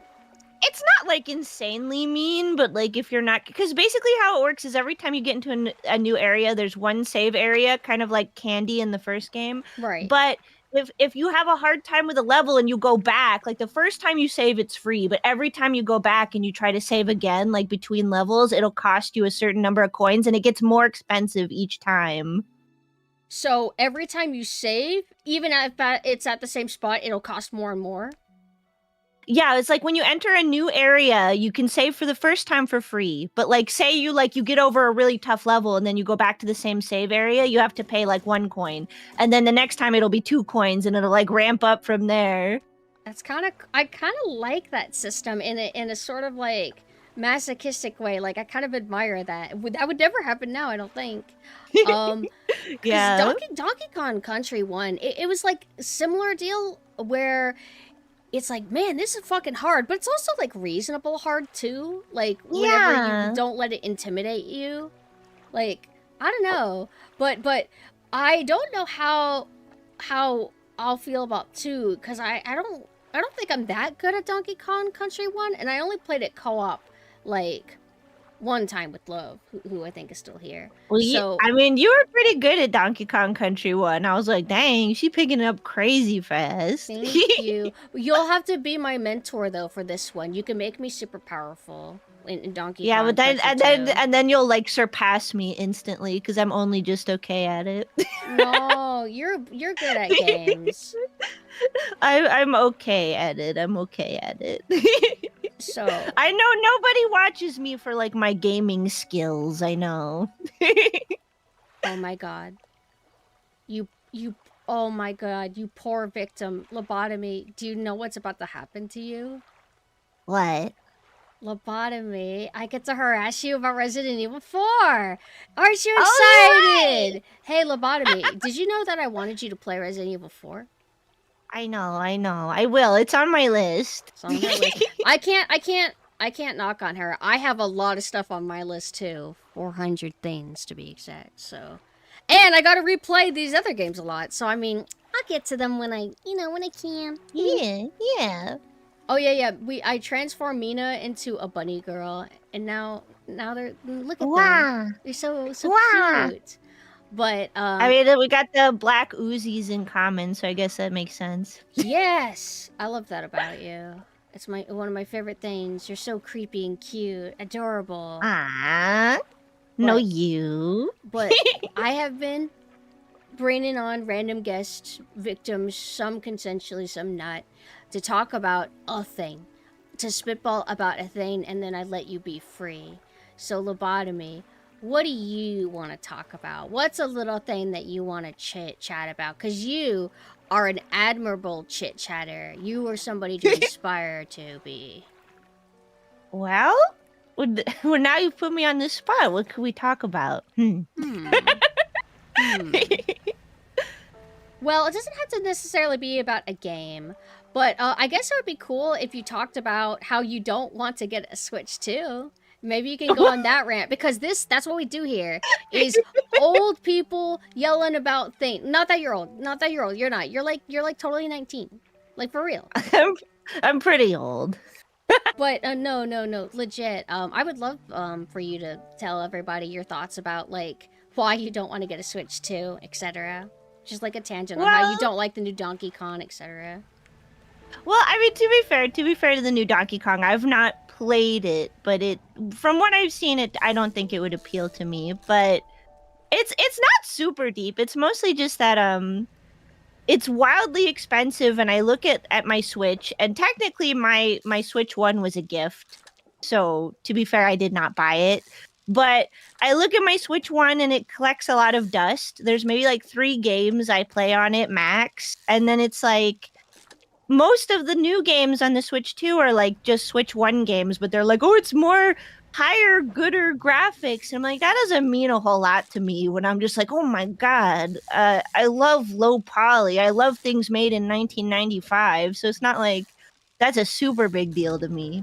Right. And I'm just so spoiled by like the retro game library and like cheap indie games and stuff I find on itch.io. Like they'd have to show me something, pants on head crazy to get me to want to spend that kind of cash. I'm very spoiled. They'd have to really work to get my money. So it kind of feels like you broke a cycle of like people. It's like people have Stockholm syndromes where no, I have to get like the new consoles to keep up with all the new games. But every gen that comes out, you feel like you play less and less of those games. At least if it's like a console. PC's easier because you don't have to. I mean, I guess you technically do need to upgrade your PC, but so you're just done. Like you're not going to be buying any new consoles, or will you keep an eye out for like if the library impresses you enough or something? Would you reconsider then? Maybe. I'm just very much like I feel like I'm not the norm when it comes to like your average video game consumer, because I think about like all my favorite franchises, Sonic, Legend of Zelda, Mario, all this stuff, like Pokemon. There's like a certain drop off period where like suddenly I'm like, these games are no longer made with players like me in mind, and I just like drop off completely and I just stop buying it. Like I haven't bought a new Pokemon game in years. Like I think the last one I played was I think someone gifted me Pokemon Sun, or was it Moon? I don't even remember, but I think that's the last one I ever played, and I haven't touched a new Pokemon game since. When did Sun and Moon come out? Is that after Black and White? Because Black and White was the last one that I played, and I played it, and I'm like, this is fine, but I don't think this is for me anymore. I think I've outgrown this. Pokemon Sun and Moon came out in 2016. Wow. Damn. That's kind of... But I don't think I even played Black and White, because like I think it was Moon. I got it as a gift, and I was like, oh, I guess I'll try. I didn't even beat that game. I didn't play it for very long. I just remembered a very special tangent, because you and me, I feel like we are very in sync regarding not digging the Thousand Year Door remake. Everyone else is ranting and raving about how amazing it is. Wow, look at it. It's got modern everything. And then I see it and I'm like, this is ugly. Right. This is kind of defeating what made the original like look appealing. Oh God, and I feel like such a hater. Like everyone else loves it, and I'm like, eh. I mean, that's how I always feel, though. The people be like, oh my God, buddy, are you so excited for the new Sonic whatever open world? I'm just like, no, I don't want to play it. I don't want it. And they're just like, what? And they're always so shocked because, like, I don't know. I guess people are just used to people. I don't know. I don't want to be like, not like other gamers, but I'm not so much of a brand whore that I'm just gonna buy whatever. It has to appeal to me. Otherwise, I'm just not gonna enjoy it, and I know that about myself. It's like I respect that. I mean, I feel like I don't know. I feel like I'm in between because I'm complaining about Resident Evil 9, and it doesn't look appealing to me at all. But I think I might still get it just to study it. But I already know what I'm in for. I already know it's gonna be a 7 out of 10. Why am I gonna buy it? Why am I even bothering? If you have like, it can be hard when you have like the FOMO, where you're like, but what if it turns out to be good and I didn't play it with everyone else? What if I told you that I don't think it's gonna be good, and I'm still gonna like play it? But I don't think I'm gonna pre-order it, and I don't think I'm gonna wait for it. I don't think I'm gonna try to get it as soon as it comes out or anything. I think that's one thing that I've learned is to just be careful, because I don't need to pay $60 for it. I can just wait. Yeah. Hold on, I'm about to get killed. Not Oh, today. no. Oh, no. but speaking of Sonic, and this is the last thing. We'll talk a little bit about Sonic, then I'll let you be free. I tried to be excited for once. Oh, Sonic X Shadow? Well, funny namesake, but ooh, okay, Funny, yeah. I'll get it. And then I got it, and it was like the most soulless. Like, wow, this has no edge, no spark to it, no anything. It's trying to.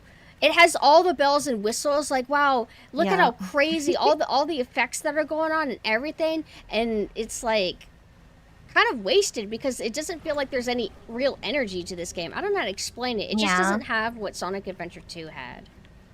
The thing is that Sonic, I will totally die on this hill. What part of what makes Sonic Adventure 2 so special is like the art direction, the vibe, the music, everything was inspired by 2000s Japanese club scene. Like everything about it. And it's like there can't just manufacture that. It's just like that was such a snapshot in time. Like it's like it will never be how it is. And I feel like I have the unpopular opinion that I actually think I hate when legacy franchises go on forever. Like, I know people are just like, oh, I hope they make a new X, Y, or Z. I'm just like, no, I hope they make a couple really good games, and then I hope it stays in the past as a really good game forever. Like, sometimes I think things run their course and they should just end and be good rather than going on forever, you know? Yeah, I feel the same. Like, the reason why I like, even get excited for new Resident Evil, even remotely, is because it's not like there's many like mainstream survival horrors anyway,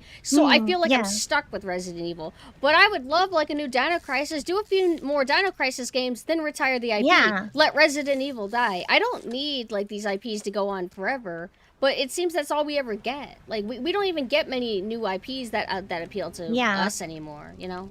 Because I mean, you think about like the N64, right? And think about the N64 to the GameCube. How many brand new IPs came into being during that time period? And then you think about past that point, Nintendo games. We barely get any new IPs after that. Like pretty much those are the IPs, and that's it, and it just stops at that point. I remember Like, that maybe was here why or there. Splatoon like was like so like wow, because it's like Yeah, oh this is 'cause it new was and this is like really new. standoutish and cool, Yeah. and look, it's turned into a huge powerhouse. So I like whenever new IPs come and they stick. Like I'm totally willing to recognize and welcome new stuff, but I feel like we just don't get that anymore. We just get 5,000 Sonic games, 5,000 Resident Evil games, and it's never going to stop because the money's there and people won't let them die. If the corpos are like, you know what, I think it's time, and then the fans will be like, no, we need 8,000 more Sonic games that are like really mid. Like it's like it's so hard for me to look at like the Switch 2, and they're like, pay us almost $1,000 if you're getting the games and the console and the controllers, all the stuff you would need. They're like, pay me all this, where it's like, bro, I spent $8 on Peak, and that's been my favorite game for like a month. I checked, I spent like 70 hours in Peak like this month alone. Like I paid $8 for that game. That's what I'm saying. I'm so spoiled. I'm just like, you have to really get my attention if you want my money. I'm so I'm spoiled rotten. I am a brat. You'd have to really jingle something really impressive in front of me. It's cool because, like, I mean, we've always had, like, small dev teams and indie teams. Like, you'll see, like, some PS2 game or whatever, and, like, you've never even heard of it. It's just some small, like, kind of indie thing. But they didn't come out at the rate that they can come out now. We have just so many games coming out all the time that I feel like if I never bought another console again, I would still have lots of games to always, like, play, you know? Like, honestly, like alternate reality, if I were a mom, which that would be insane, but if alternate reality, if I were a mom, my kid would not even know. Like, they would have a computer and they'd be like, "Oh, mom, I want some new games," and it'd be like, "Don't worry, hun." And I'd put just all the games from my childhood. Every time they want a new game, I'd have a huge library of games. They would have no idea. They'd be like, "In my house, I always have new games," and their friends would be so confused. You know? you have to protect them. If their friends like try and talk to you, like you need to act like some kind of like insane Christian mom, but it's about games, and you don't let them play like Fortnite or whatever will be popular around the time. We don't let that filth in our house. And then your kid will develop like trauma to where then they become a VTuber and they're talking, my mom, lobotomy bunny, she only let me play an N64. I just wanted to play the Switch 5, and she always kept hitting me and yelling at me, and it really hurt, and I'll never recover from it, but you know, I'm on good terms with her now, I guess. I came home and I was like, "Mom, I like new video games," and she was like, "Get out of my house! Get out!" Yo, you're so real for that. But lobotomy, thank you for letting me victimize you in our first solo collab today. But this Friday, at late at night, not that late, but at nighttime, we are going to be playing Donkey Kong Country 2. And I'm looking forward to it because I want one last thing, and then I swear I'll let you go. Donkey Kong Country is cool. It's not cute. Yeah. It's not quirky. It's cool. It's so cool. Fucking it's so cool. Oh, which monkey do you want to be? What are the options in 2? Is it Donkey Kong and Diddy Kong? Oh, it's Dixie Kong it's Diddy and Kong. Dixie, yeah. I'll let you be the cute girl. You can be Dixie. Are you sure? Because Dixie can fly. It does make things easy, but no, I'll let you be her because you need to have all the capabilities. I think you're gonna be carrying. Oh, you're so sweet and nice to me. Yes. Okay. I do love the young people. Okay. Lobotomy, go. Well, I was gonna say go rest. It's like no rest. I think I might play some Peak. Yeah, go play some Peak. Bye, Lobotomy. Bye everyone. Bye. That was Lobotomy Bunny. Did anybody shout her out? Yes, they did. Get here. Get here. Okay, because I promised you. My other victim that I don't need their consent for is... Where is he? Oh, it's because you messaged me recently. Wait, where are you? Oh, here you are. I was looking for Pink, because your username is Pink, but you're like green. You're not Pink in Discord. He didn't answer. He hates me. Oh, hey. Hello? This is Riot. Hi, Riot. Hi. Riot, can you shout out Riot? Do I have to? I don't think you even. Well, actually, you can. I used to shout out myself into Abigail's chat to annoy him. I stopped I was doing like, I just feels kind of like conceited, but alright. But hello. Yeah. Hi, Riot. Have to Yo, win I'm whenever. excited about that thing you've been talking to me about. Yes, I know. I was trying to write it today, and I was just like, how do I like? Because I was telling you, is like, how do I sound not like an idiot or not insane? That's what my job is for. I'm gonna proofread. I'm gonna help you. You'll never be as clumsy as me. Like I was talking about commission stuff in emails, and then I sometimes would send 3 emails in a row because I'd be like, oh shit, I forgot to mention this. Oh fuck, I forgot to mention this too, so I had to send a 3rd one. But I'm not good at emails. I'm more used to like instant messaging because you don't have to like sit and think really long. It's just a DM is like Yeah. blah, blah, blah, blah, blah, blah, send, blah, blah, blah, blah, send. Oh, by the way, send. Yeah. That's what I'm used to now as well. When I'm actually trying to write an email for like work-related things, I'm like, fuck, I actually have to think about it. So we're not allowed to hint what we're talking about, right? But I'm curious. I'm gonna type something and I want you to answer live.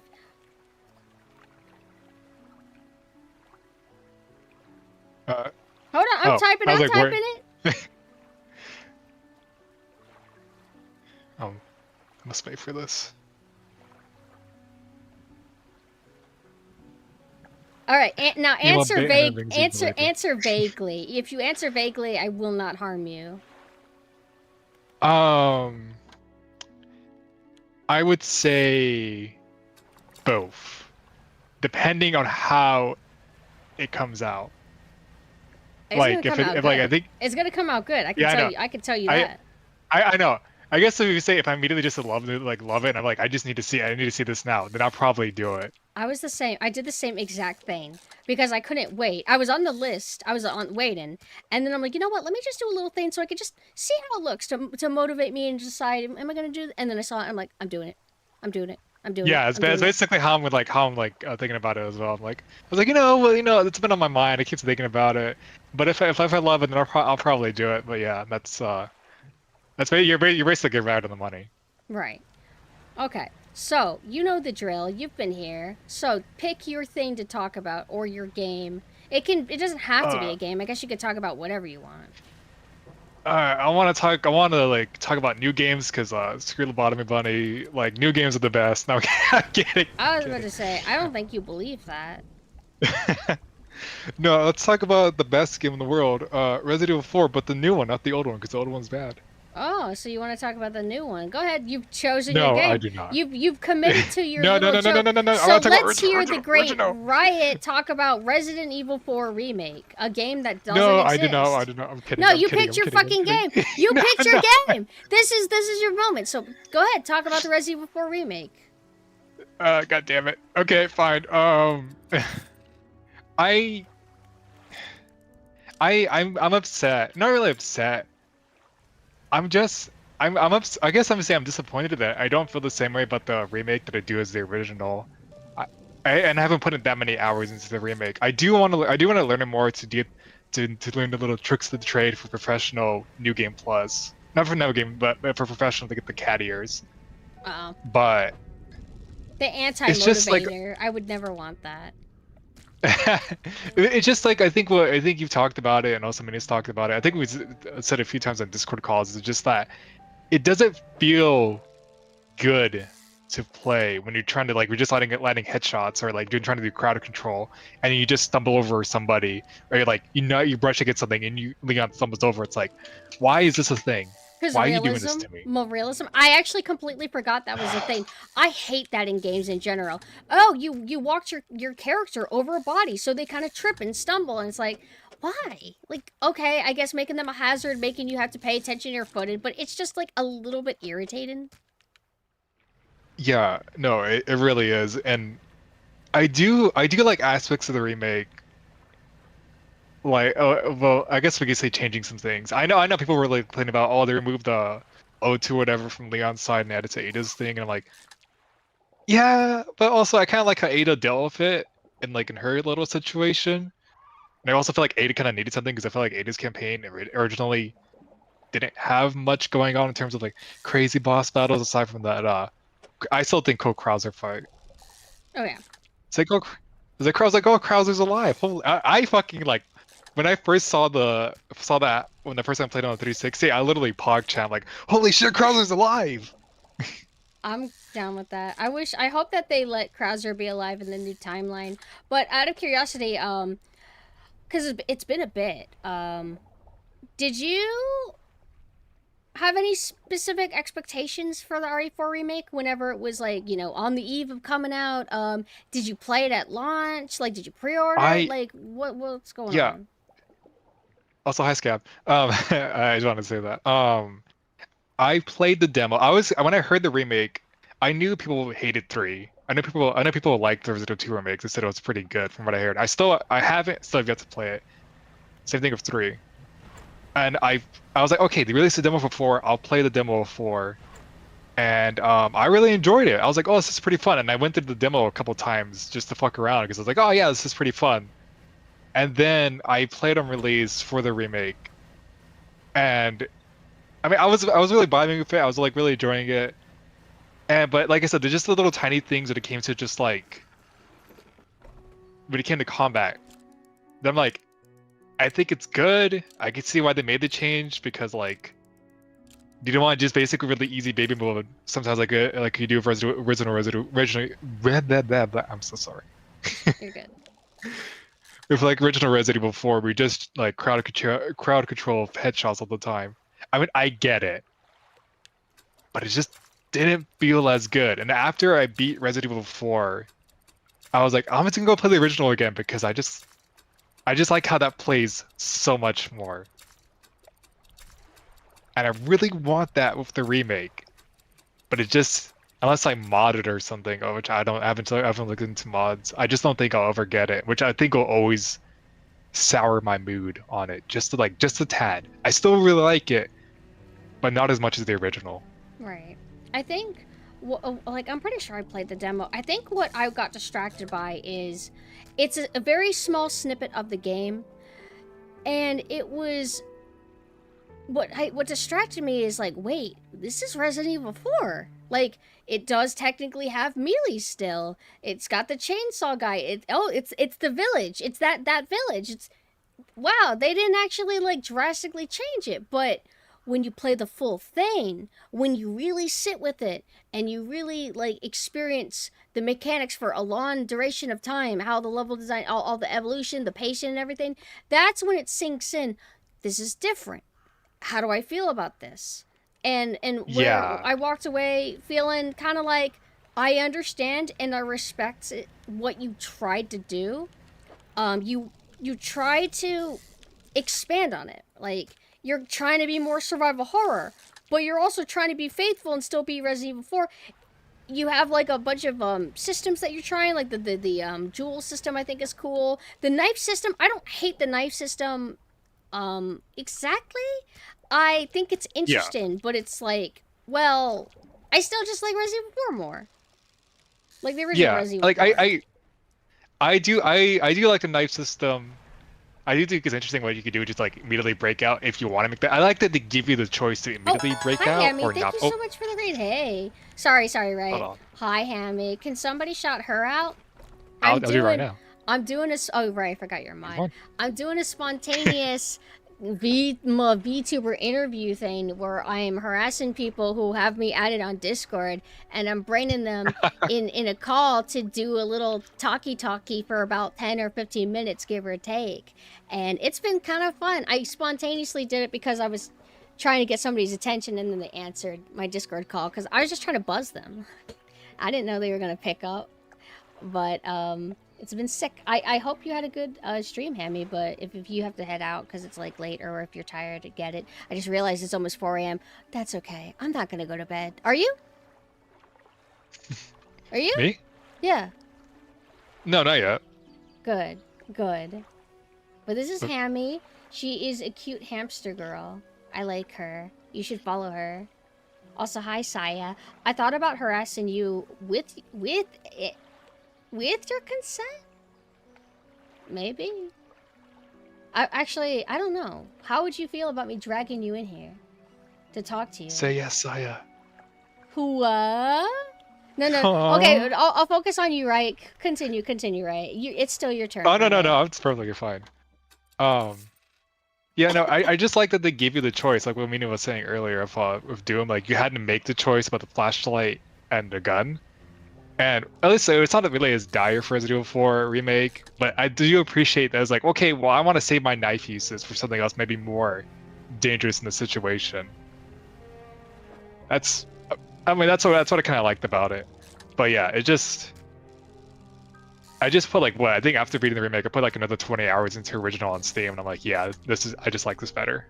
Yeah. I'm sad. And we're surrounded by people who, and I get it, people who we will never be able to convince, like, oh yeah, we don't like Resident Evil 4 or the remake. Why?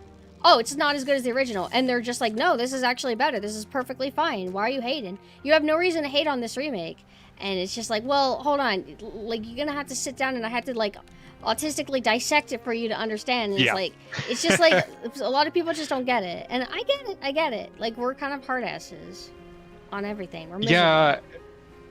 Yeah, I would say we're totally miserable because I've beaten the original so many times over at this point that like I don't think anything really could top it, and that's what I kind of hoped that the remake would probably get really close, but it didn't because like there's some sections like especially like the forced walking section near the end in terms for like replays. You're holding Ashley. I don't know why this stuff keeps creeping into games. They got the point about QTEs because a lot of people hated QTEs, and that's why we don't Yes. get them as much anymore, or at least not the way we used to. I feel like there's a certain form of them that have stayed, but it's not like how it used to be. But for some Yeah. reason, they think, oh, you want the cinematic storytelling moment, right? Well, No. realistically, Leon is injured and Ashley can't walk, so he's holding her, so he's going to be walking slow. I just don't know why they keep doing that shit. I think that's my biggest thing that makes you just not like when I think about playing the remake. I'm like, I don't want to go to that section. And they also fixed like I think a bug to let you kind of move really fast. Like no, you can't do that. It's like Yeah. I don't want to deal with that. I didn't know that. Machina said that they patched it out. That you used to be able to, like, speedrunners found a way to move faster that, and they took it away. Why? Yeah. Why like, would they do that? Exactly. That's insane to me. Fuck. But That's right, actually insane. I have to kick you out. Thank you for choosing Resident Evil 4 Remake as your big contribution to the big discussion. Yeah. Also, thank you, Hammy. Have a good night. Yes, thanks for bringing me on, Pumpkin. Yeah, no problem. It's you're honored. You should be honored. Oh yeah, I still gotta do that RE4. I guess talk more. Whenever you're free. Whenever I ask you about it. Yeah. I mean, yeah. Okay, I mean, one of these days, I do want to do a genuine collab with you, like a real one. Yeah. And technically, he's collabed with us before. Did you know? He played Killing Floor too. We streamed it. Yeah. Yes.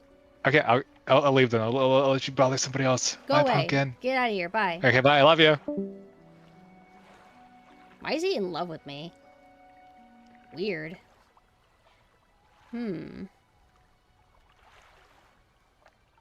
I know you guys are shaking in your boots. Who will she pick next?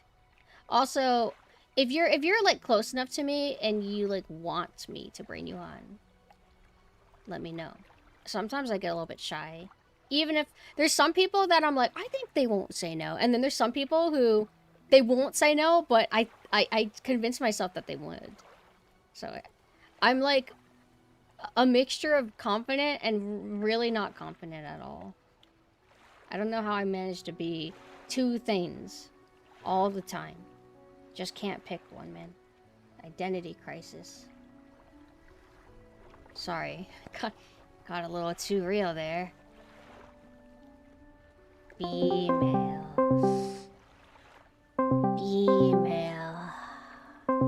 Answer. I'm gonna cry. Oh, she knows it's coming.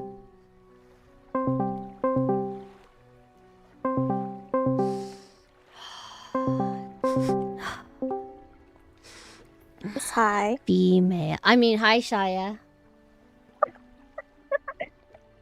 This is a little bit awkward. Awkward? What do you mean? You're talking to me, PumpkinSynth. You're on the PumpkinSynth channel. What's wrong with being dragged into a stream suddenly at 4 in the morning? I know. I like you a I have lot. social anxiety. This is very spooky. Well, I won't do this to you a lot. I'm not actually doing this to hurt or like make anybody genuinely uncomfortable. I just No, that's fine. how do I say this? I have these occasional periods that can overcome me where my anxiety levels get really low and I am full extrovert. It's almost like I forgot every reason why I am insecure. So I can sometimes be a little bit heavy, like, all right, let me just drag a bunch of people in here because I feel like I'm on top of the world and I can do anything. And then tomorrow I'll be like, I can never talk to anybody again. All my friends hate me. I can't do this. But Saya, I wanted to bring you on because I think you're cool and special, and I'm glad that we've been talking more. I really would like whenever you would send me music, and I'd be like, oh my god, nobody that I really know sends me like 90s dance music and Eurobeat, because I mean, I'm sure that there's a lot of people around me who like those kind of things, but it's not like a big thing to them that they actively really listen to that Yeah, it's like lot. one of my biggest hobbies. Like, my cousins, like, because they're like millennials and stuff like that, like at the age of like 4 and stuff, they kind of like conditioned me into like liking a lot of like what I like now, and like 90s music and like EDM music of the time like was like a big thing that they would play all the time, especially when we went to like the arcade and stuff like that. And like playing DDR. That was all we like listened to aside from like goth music. I was like, I love you for that. I forgot, like, cause I know that sometimes I do music sharing with Gloomy. Not the Gloomy that you guys know, by the way. There's another Gloomy. Our Gloomy is the one with an eye. I'm so tense. I'm gonna die. Yeah. All right, I'm back. Do you like agrotech and industrial, or is that just Gloomy? Yes, I do. You I do. love agrotech and industrial music. Thank But you. I'm not like too like knowledgeable like he or you could be. So Right. I know like the average like Hansel and Gretel, KMFDM, Velvet Acid Christ, all that stuff. Yeah, I wouldn't consider myself a big expert either. Like, I listen to a lot of it, but I can't tell you, like, every song by so-so agrotech band. A lot of it's just, like, YouTube rabbit hole, or I get around to it when I get around to it. But I feel like there's just certain artists in the scene that I really like. But there's a lot more agrotech out there. Like, every now and then, I will explore those playlists, industrial playlist, and it's like 2 hours or something, and I'll find a bunch of artists that I've never heard about. Yeah, I'll go on Spotify or like those like really niche like playlists on like Bandcamp or like YouTube. They're like from like 17 years ago, and I just like go through them like one by one when it comes to like happy hardcore and stuff. I should probably start doing that with industrial and agrotech. I feel like I have bad luck when it comes to searching the Bandcamp rabbit hole, because I don't know, for some reason I'll pick like, wow, this is a really cool album cover, and then it's just like generic metal. It's not like anything that really stands out. So I need to step my game up regarding that. Yeah, it's just like just constantly having to like click on like the suggestions over and over again, and even going to Reddit, which is like kind of a chud move to do, but Reddit. like r/aves, which is like a EDM like subreddit kind of thing, they'll like suggest like really cool like obscure musics as well. I can't remember for sure, but there's a site that this site might be how I found out about Velvet Eden, which is like a visual K group, and I have to write it. GPKISM. I swear, I was sitting in the Discord with you guys. I swear a song by them came up, or by Velvet Eden, and I'm like, oh my fucking god, they know about them. But there's a site where you type in a band or musician's name, you click enter, and then it shows a bunch of bands that are kind of similar, like on the screen. And then you can like kind of like use it as a rabbit hole. It was kind of cool, but I don't remember what it was. That is pretty cool. Also, speaking on VK, in my server, you know, like Lamia, right? If you're interested in like knowing more visual K bands, I would recommend actually like messaging her because she loves VK. She literally like has OG fashion and all that too. Which person? Lemia. Oh, can you type it in the Discord? I'll have to like hit them Yeah, up no about problem. that. I feel bad because it's just like my kind of personality type. Just being kind of sheltered, but I have things that limit me a little bit. So when I was young, I listened to so much Moi de Moi and Malice Miser. Like, it's all I listened to. And it's because I I love kind of Malice Miser. I accidentally found them somehow because of LimeWire, and that was it. I was just content listening to them. And even then, I wouldn't listen to all of their songs. I would stubbornly listen to 25% of the songs and not listen to more of the library until I got much older and hit a moment where I was like bored and curious. But I just didn't like really dive into all Visual K, so I feel like I missed out. Or same with like K-pop. Like, I listened to a tiny bit of K-pop in the 2000s, mainly Lee Jun-hyun. Like, I found Lee Jun-hyun and I'm like, wow, this is amazing. And I listened to a little bit of Coyote, if you've heard of them, but never really I never Probably not. It was explore like more enough of into a like genre. Kiara and Girls' Generation. Oh my goodness, you gotta listen to Lee Jun-hyun. They were in some DDR games. Really, really, really good. I might have heard of them. I'm just not really good at familiarizing myself with names. I'm kind of the same. Like, I feel like sometimes I only know a song by the band's name and then a thumbnail or something. Like, I'm just so bad at That's the remembering same way. names. And most of this like music, like trance music and stuff like that, in that category, they usually have like the anime thumbnails too. It's never like the actual album cover.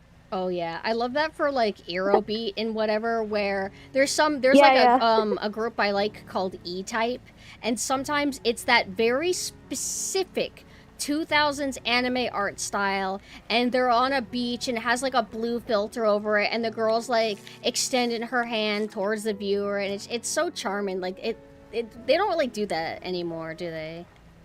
I love it. No, they don't. That was actually how I discovered a lot of Euro pop, Euro beat, is because of Yu-Gi-Oh music videos.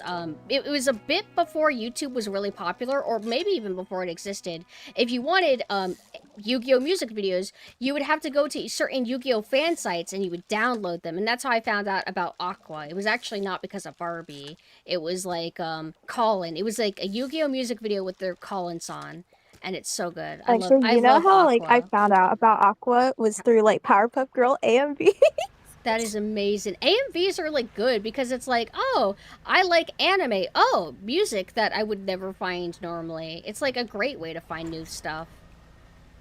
I think I found out about Hoobastank because of Yu-Gi-Oh too. But good times, good times. For real, I still have like a playlist of all like the AMVs I used to like watch and like listen to, like from Powerpuff Girls to like Happy Tree Friends. And what were the other like animes that I was like into? Shukachara and stuff. Yeah. I remember Happy Tree Friends. I watched a little bit of it, but I Oh never god, got I was crazy so into it. into it as a kid. Like I used to do like yaoi role plays. It's like Flippy and like Splendid. That's amazing. I love the Fujo brain. You guys just don't understand us. The Fujo brain is powerful. It's strong. It is. And it's everywhere. It's like there's South Park Fujos, you guys. South Park Fujos. Oh, I was one. I used to ship Stan and Kyle together. That's awesome. I don't know who I ship. I do like how they've just gone so shitpost that Craig and Tweak are together. They're like genuinely I was together. also into that too. I was like a Tweak role player as well. It's amazing. It is so fucking amazing. Found a way to pirate Spotify. Found myself really liking it for the artist recommend. I've genuinely never used Spotify. I hear about it all the time, but I get turned off because people link me Spotify link, and it's like, oh, you have to create an account. And I'm like, oh, I don't want to make an account. It's different. It's new. Scares me, but I don't like official services because they don't have a lot of songs that I like. Like, if you want to listen to all Malice Miser or something, I don't think it's going to be on Spotify. And I heard recently, because sometimes Visual K Twitter like scene gets recommended to me, like their post. Somebody's like stealing from some Visual K artist and like putting it on Spotify and getting money from People it. are What's able to going like on? re-upload things. So it's not I'm pretty like sure, like- crazy heavily curated? I don't think so, no. Like, I remember, like, when it used to be, like, more strict on that, but I think over time it, like, became, like, loosened up in that regard because, like, you can just, like, see, like, the most obscure artists and, like, AI artists just, like, popping up now. Oh, jeez. I actually, you said AI, right? Yeah. Yeah, I recently came across a video that got recommended to me, and I don't know how I picked up on it, but AI music, you can tell when you hear it. There is something about it. Oh, yeah. It's It's so really weird. gargled. Yeah, like, have you ever heard, and this will be one of the last talking points before I let you be free, but have you ever heard anime soundtrack tracks? But they were never officially released, like on a soundtrack. So the only way you can hear the song by itself is somebody has to rip an episode of the anime, and then they try to digitally get rid of the talking over the music. Have you ever heard that kind of stuff? Yeah. I used to do that all the time when I was a kid. Yeah, I know what you're That talking is about. what some of the AI music I heard sounds like, where it has this weird watery kind of compression, and I only know how it sounds like because there are some fire Naruto tracks that never got released on the soundtrack, and it makes me cry because they're good. They're good. Oh, like from what episodes? Do you have like timestamps you could like send me later on that? I think people have already done like released of the tracks, but I'll send it to you at some point. 'Cause Sure. I like so I Naruto can go through a soundtrack. rabbit hole. Oh yeah, absolutely. Yeah, so it wasn't that specific. Wait. Oh, hold on.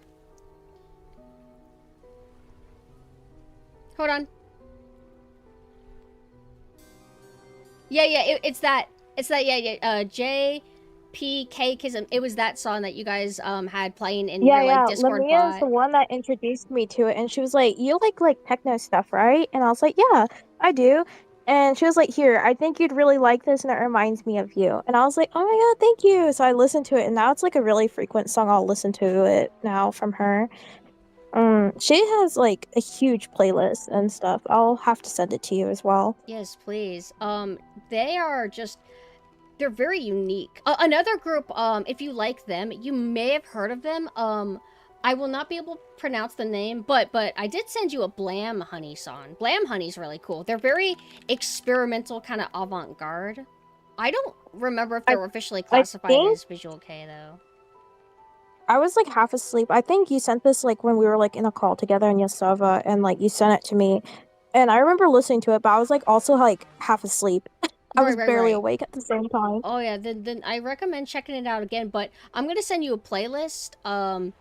Have you listened to anything by this group? It's Schwarzenstein. Have you heard of them at all?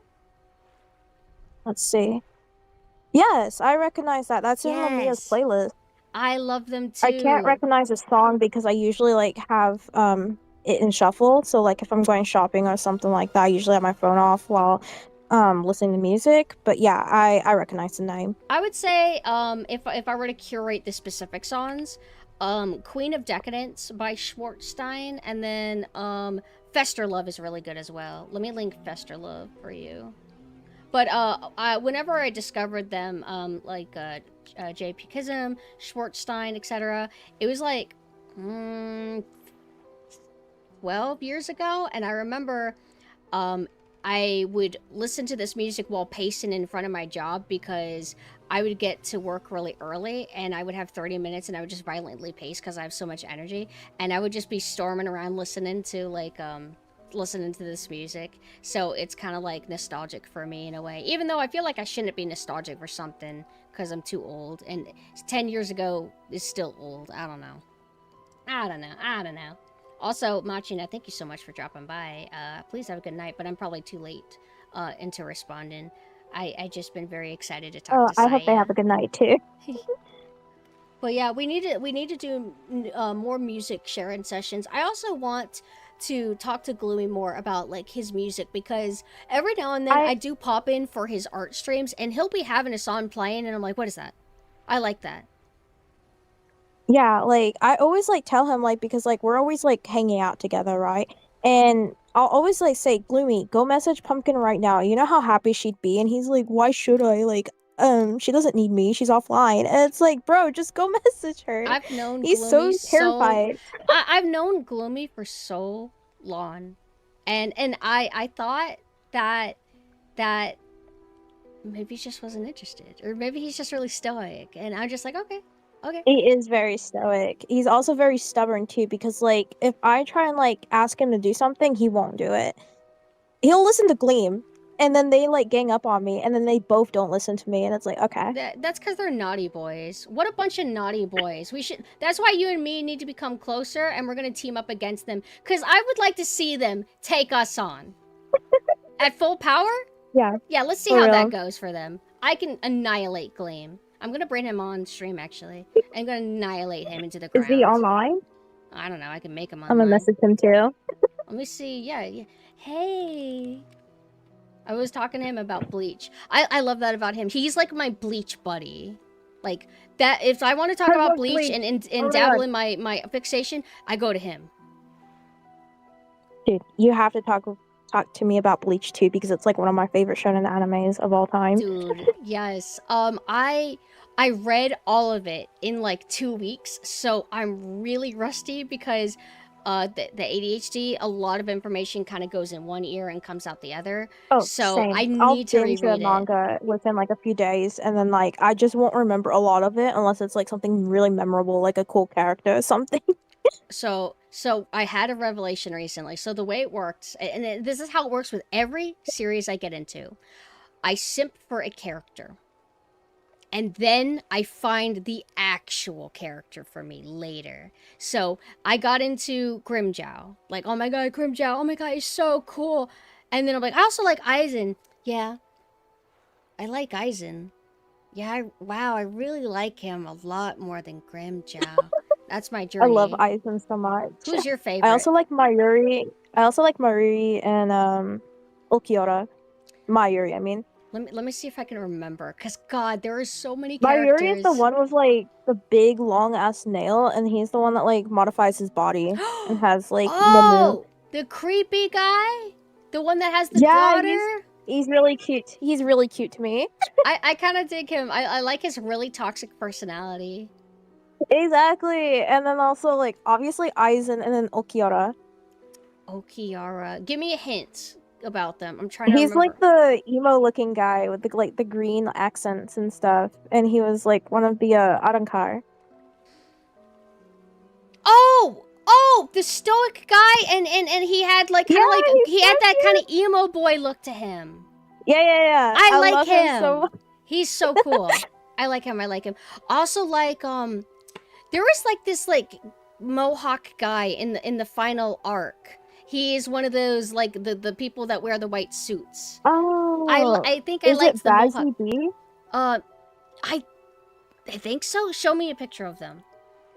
Okay, hold on. This might take me a minute because like I'm on my phone. Oh, no problem. Also, somebody wants to know if your profile picture is of a Biomega / Blame character.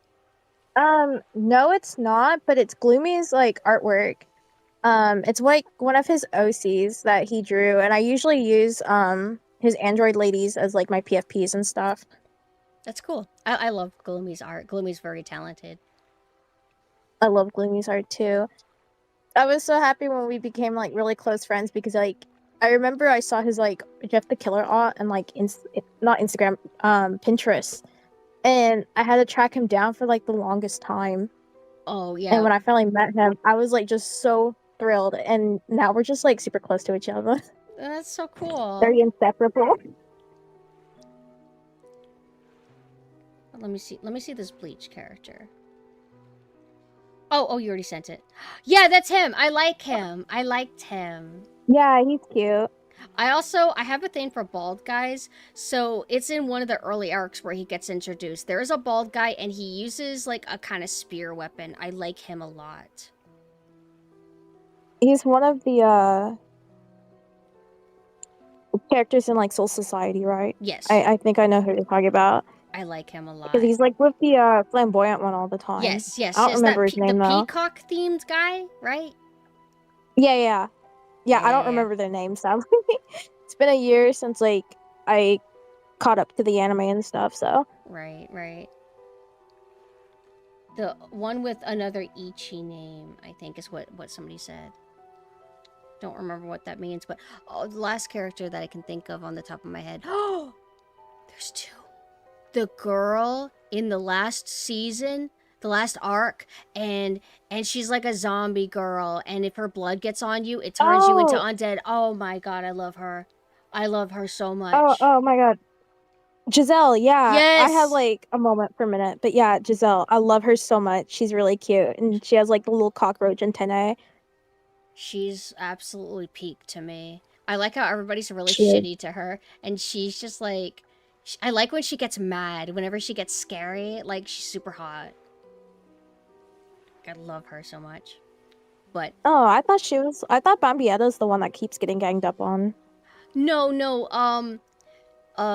the guys would just make very rude remarks to her about how she smells like semen. Now I remember. Yeah, okay. Yeah, I remember. Like, I keep getting those two mixed up when it comes to that because I just, like, remember, like, Bambietta, like, being, like, harassed by, like, her own team. And she was basically just, like, disliked. Yeah, they were not very nice to her at all. They were a little bit, toxic, I would say. But I'm going to let you go, Saya. Thank you for letting me drag you on here. And I apologize if I made you too anxious. I'm at No, it's full okay. power. I got into the group after a while. Yay. We'll have to hang out soon. You just stay on my ass, drag me around, and I promise I'll come around. I'm just hard to get a hold of because I'm always, like, preoccupying myself with stuff. Yeah, it's fun talking. Well, I shall go now. Bye-bye. Bye-bye. Oh, she dropped quick. I wanted it to be dragged out. Isn't Saya cool? We like Saya. Saya's my nice friend. I've been making friends this year. Yeah, it makes me happy. It's not easy to make friends. Like, sometimes it is, sometimes it's not. Sometimes there's a drought, and sometimes there's a flood of friends. Now, I gotta play a little... I might let her be the last one, actually. Because as much as I would want to keep talking to people, I know that I've not been making a lot of progress in the game. I think, and I did this on purpose. I knew I was doing it, and I'm like, you know what? I don't care. I sold a ring, and the description gave the impression that, oh, maybe it'll give you some luck or whatever. Like, maybe there's a luck mechanic. But I haven't found any evidence that that's actually a thing. And I'm like, you know what? I just want the money, so I'm gonna sell. I haven't really been doing much in Dredge today. Since I've been yapping, it's really hard for me to focus on anything that would require me to read or to think or to process information. So I've just been using this time to focus on stockpiling a bunch of money. Obviously, I can't upgrade further until I find another sheet of metal, which I can only do if I progress further in the game. So, whatever. But whenever it's time, damn right, I'm gonna be able to buy it immediately. But hey, I don't know how many of you guys that got victimized and dragged in are still here, but thank you so much for letting me do that to you. Because I like you guys, and it's fun talking with you guys. I feel like I have met so many cool people. With lots of interesting things to say, lots of things in common with me, and lots of differences. Just really, really cool to meet all of you guys. Genuinely. Wait, I don't think I can fit any more.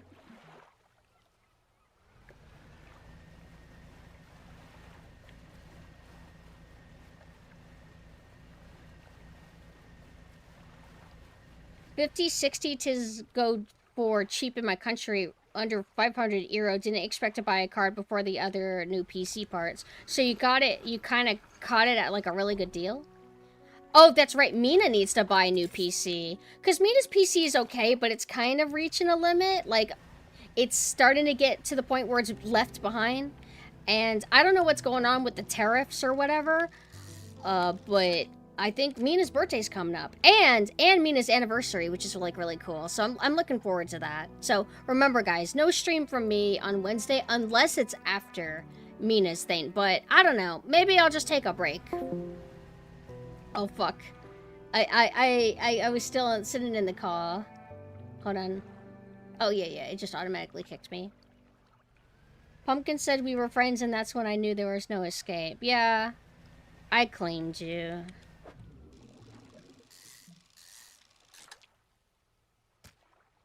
Gigantic upgrade. It's not a 5090, but 16 gig.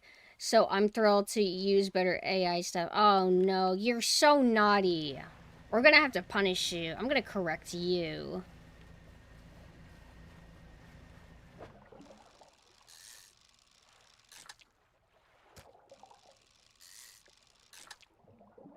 But I don't know anything about computers. Like, I just let smarter people figure that stuff out for me. Because it's just a bunch of numbers. It's too confusing. I'm gonna correct you, brother.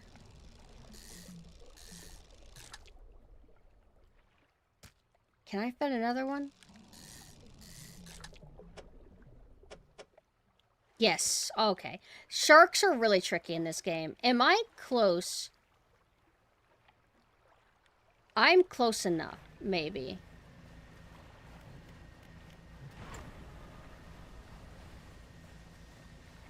I love how simple and easy the controls in this game are, but I'm telling you, I'm feeling ambitious. I want to give Sunless Seas a try one day.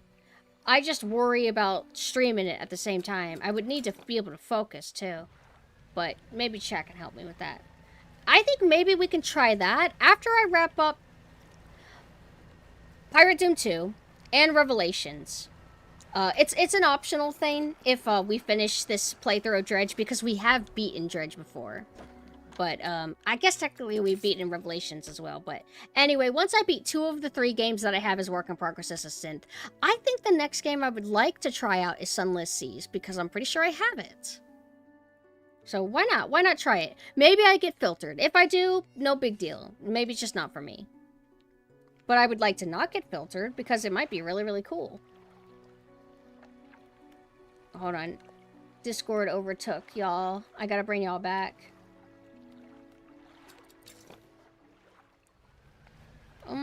Nope, I need to sleep. I need to sleep in this game. But this weekend, I'm not going to be able to do too much community stuff, because I think I have to go to a big family thing. Which I don't want to, because it's going to be really crowded and busy and social, and I don't know. I mean, I'm a little bit better at that kind of thing than I used to be, but I'm sorry, Saya. Forgive me. Heard Black Flag is good. I bought it, and I just didn't like how it felt. But I didn't give it a real chance.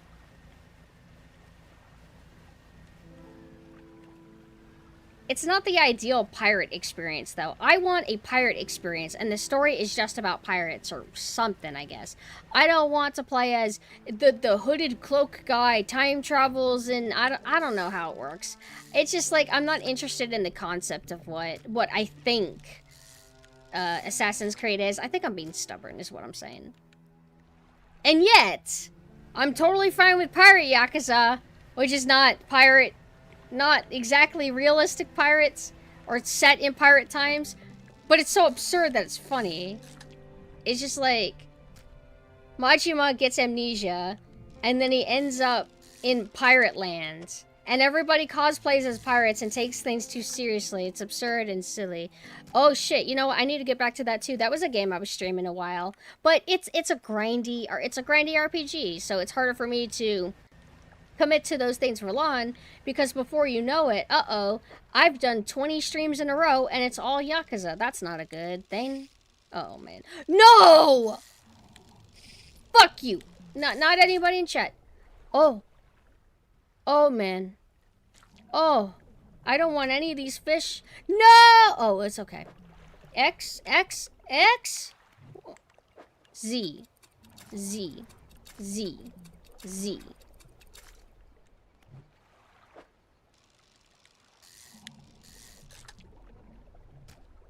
Shit, I didn't actually need to get rid of all the things that I did.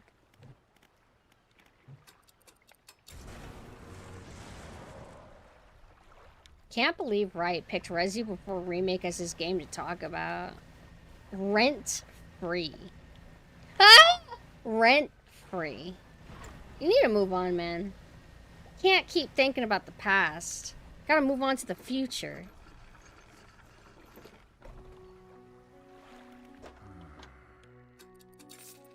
I wouldn't... I'm not gonna... You don't have to, like, cancel your plans. It's okay. I didn't fully respect your choice, but I respected to force you to keep with it.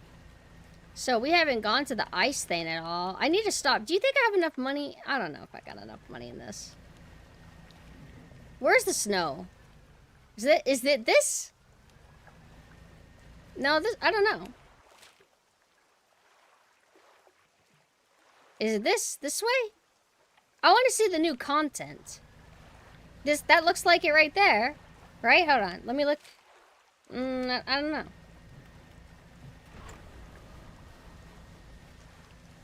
I remember when I first booted up the game, it didn't really take much effort for me to be like, hey, look, it's an ice area.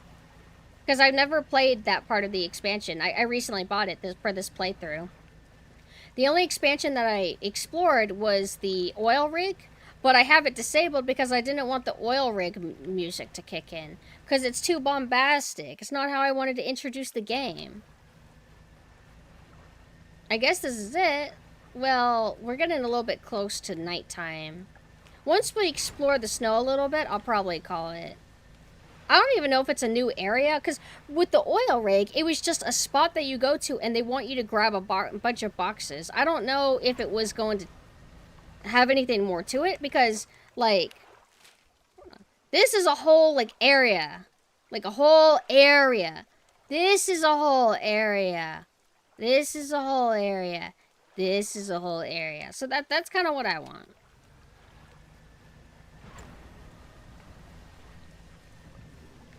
And we can go here and we can sleep.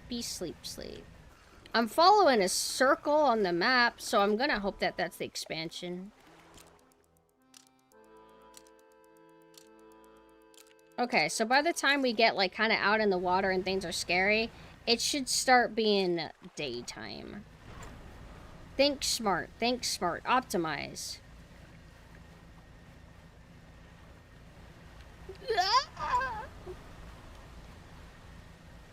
Is that it? No, it's just a normal island. What about here? Maybe this isn't it. Maybe it's actually in the beginning area and I wasn't looking the right way. Or is that the narrative circle, which I do know what that's about? Or will I die? Wait a second. Hold on.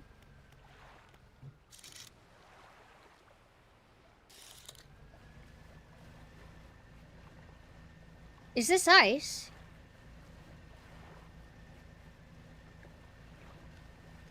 Yo, it's fucking ice. This is new, original content. From PumpkinSynth, I mean Sailor Synth. It's a whole area? Is it gonna be like a real area that we can explore? It looks like it. New content.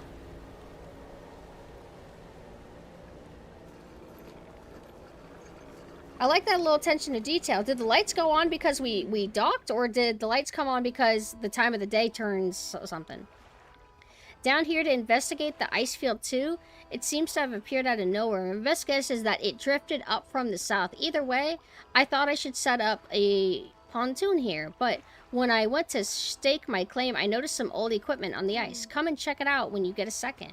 In the meantime, I've got some new rods for sale. They'll be perfect for... Yo, we got ice fishing, dude! The traveling merchant has crossed over to the nearby iceberg and is inspecting some old pieces of metal you approach. It's so weird. This stuff seems old, like really old. She kicks a large sheet of metal half embedded into the ice. A thin layer of snow dislodges, revealing lines of rivet holes. And come in here, look. You follow her into a small makeshift shelter ruined by years of harsh weather. Inside are some schematics nailed to a table, still barely legible. See how they angled these sheets and the lining of the metal around the bow? Whoever was here, I think they were constructing an icebreaker. What's an icebreaker? It's a reinforced structure attached to the front of ships to help them safely cut a path through ice. With these plants, I could probably make another. She trudges outside again and paces out the length of the metal scraps on the ice. We've got most of the basic materials here already, but of course we're missing the most crucial pieces. An icebreaker needs specially tempered, angled metal, as well as components designed to minimize the impact to your hull. I can't see any of those here, but whoever left all this stuff here, maybe they left other pieces elsewhere, or maybe you'll be able to find their old ship and salvage the icebreaker they already built. That would be convenient. Anyway, to build a new icebreaker, these are the parts we'll need. That's a lot of stuff here. I don't recognize any of these silhouette types. Wait, did I already have some? Did I already have some? No, it's just showing me. Okay. Shipyard, floating deck, fish market, shipyard. Oh, this is, oh my god. 33%, 16%. So obviously I would want this one, right? And this is why we grinded for money, because now look at us. We're ice fishing. Let's catch a few ice fish. We're not going to do anything crazy like commit yet, and then I'll call it. Let me explore a little bit. I'm teasing you guys. This was just a grinding stream to make sure that we have enough money, and also we talked to a bunch of people. I love this track. This is a new track for the game. Ooh.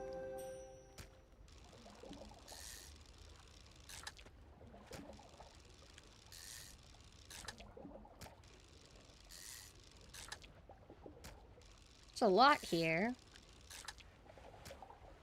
I forgot that the game literally tells you the stock of fish. Like, see how it says low now? Depleted.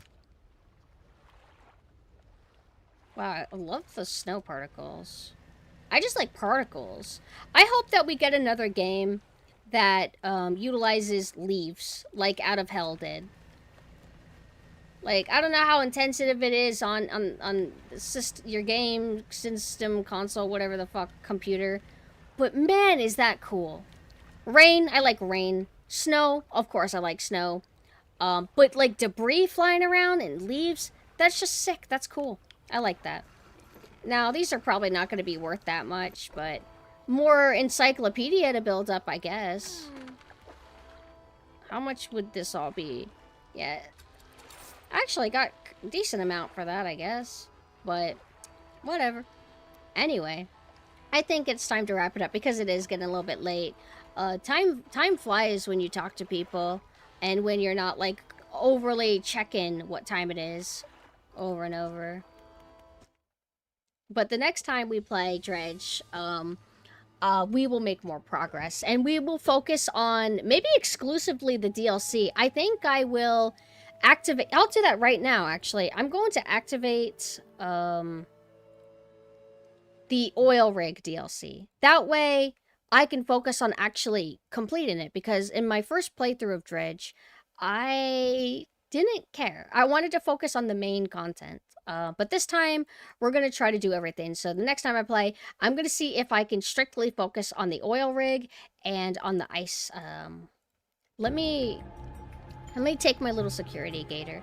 Hi, Muse. I'm actually ending soon, but I'm able to pull like late streams like this. There was a period to where my schedule was so crazy, and I was able to like start streams at 5 a.m. Like I would start them at 5 a.m. But hasn't been that bad lately. So I'm going to the DLC now. Oh, wait. No. I think I go in my library and then I right click. Manage. How do you enable DLC? Manage. I don't know.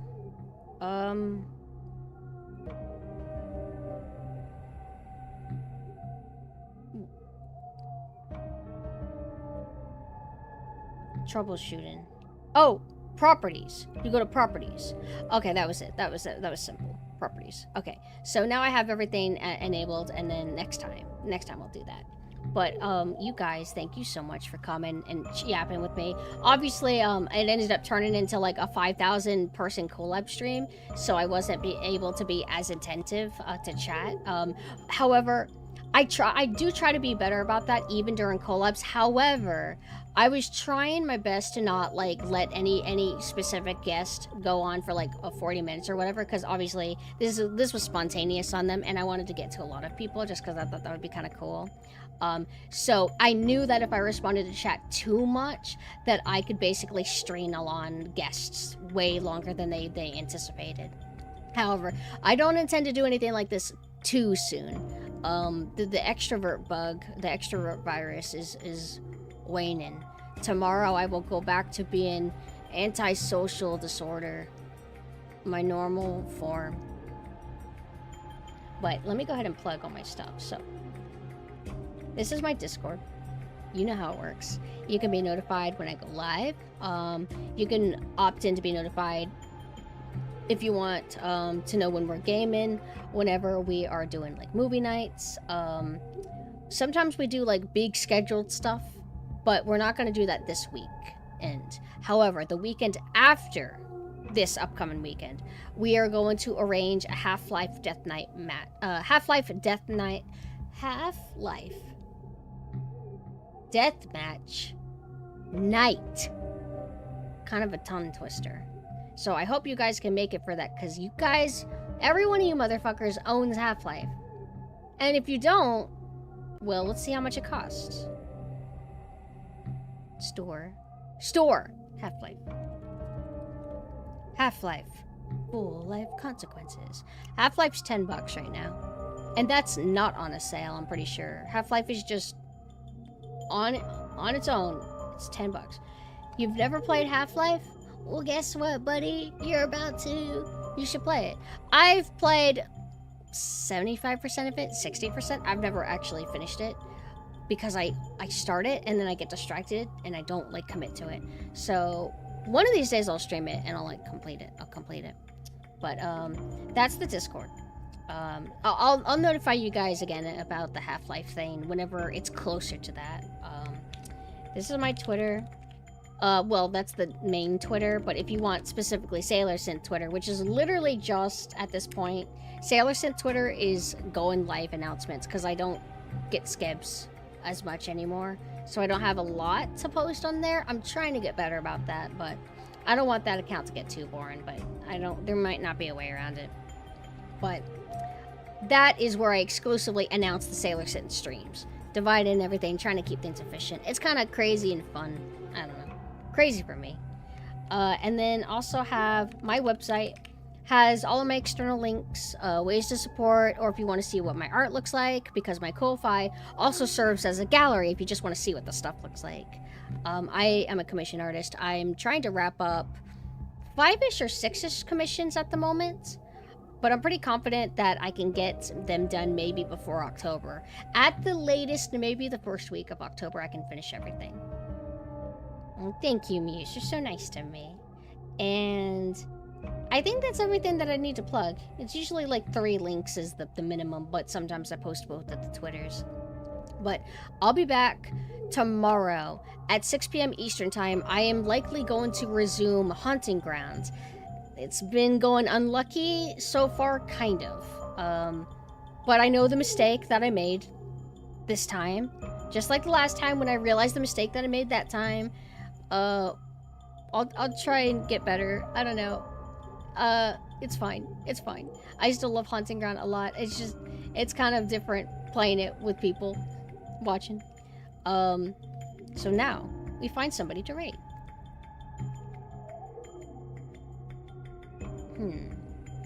There's not that many people on now.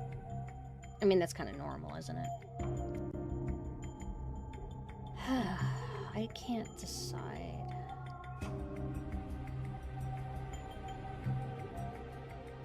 Why don't we raid Satsuma? Beryl looks like he's playing a really cool game though, but let's raid Satsuma. I think we've raided her one time before. Any other nautical themed creators that I know of? If we're talking like not VTubers, Brick Immortar and Ocean Liner Designs. It's like Ocean Line Designs or Ocean Liner Designs. It'll be run by a guy named Brady. That's how you'll know if you got the right guy. That's some nautical themed creators that I guess I could recommend.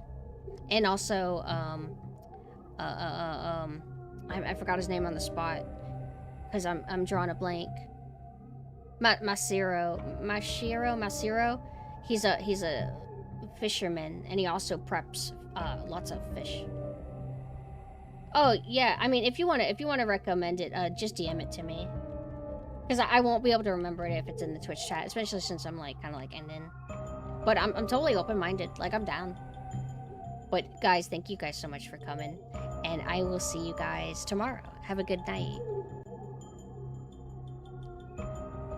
I love his jerky too, but it's expensive and it's like difficult to like get a hold of. But oh, now I leave for real. Good night. Good night.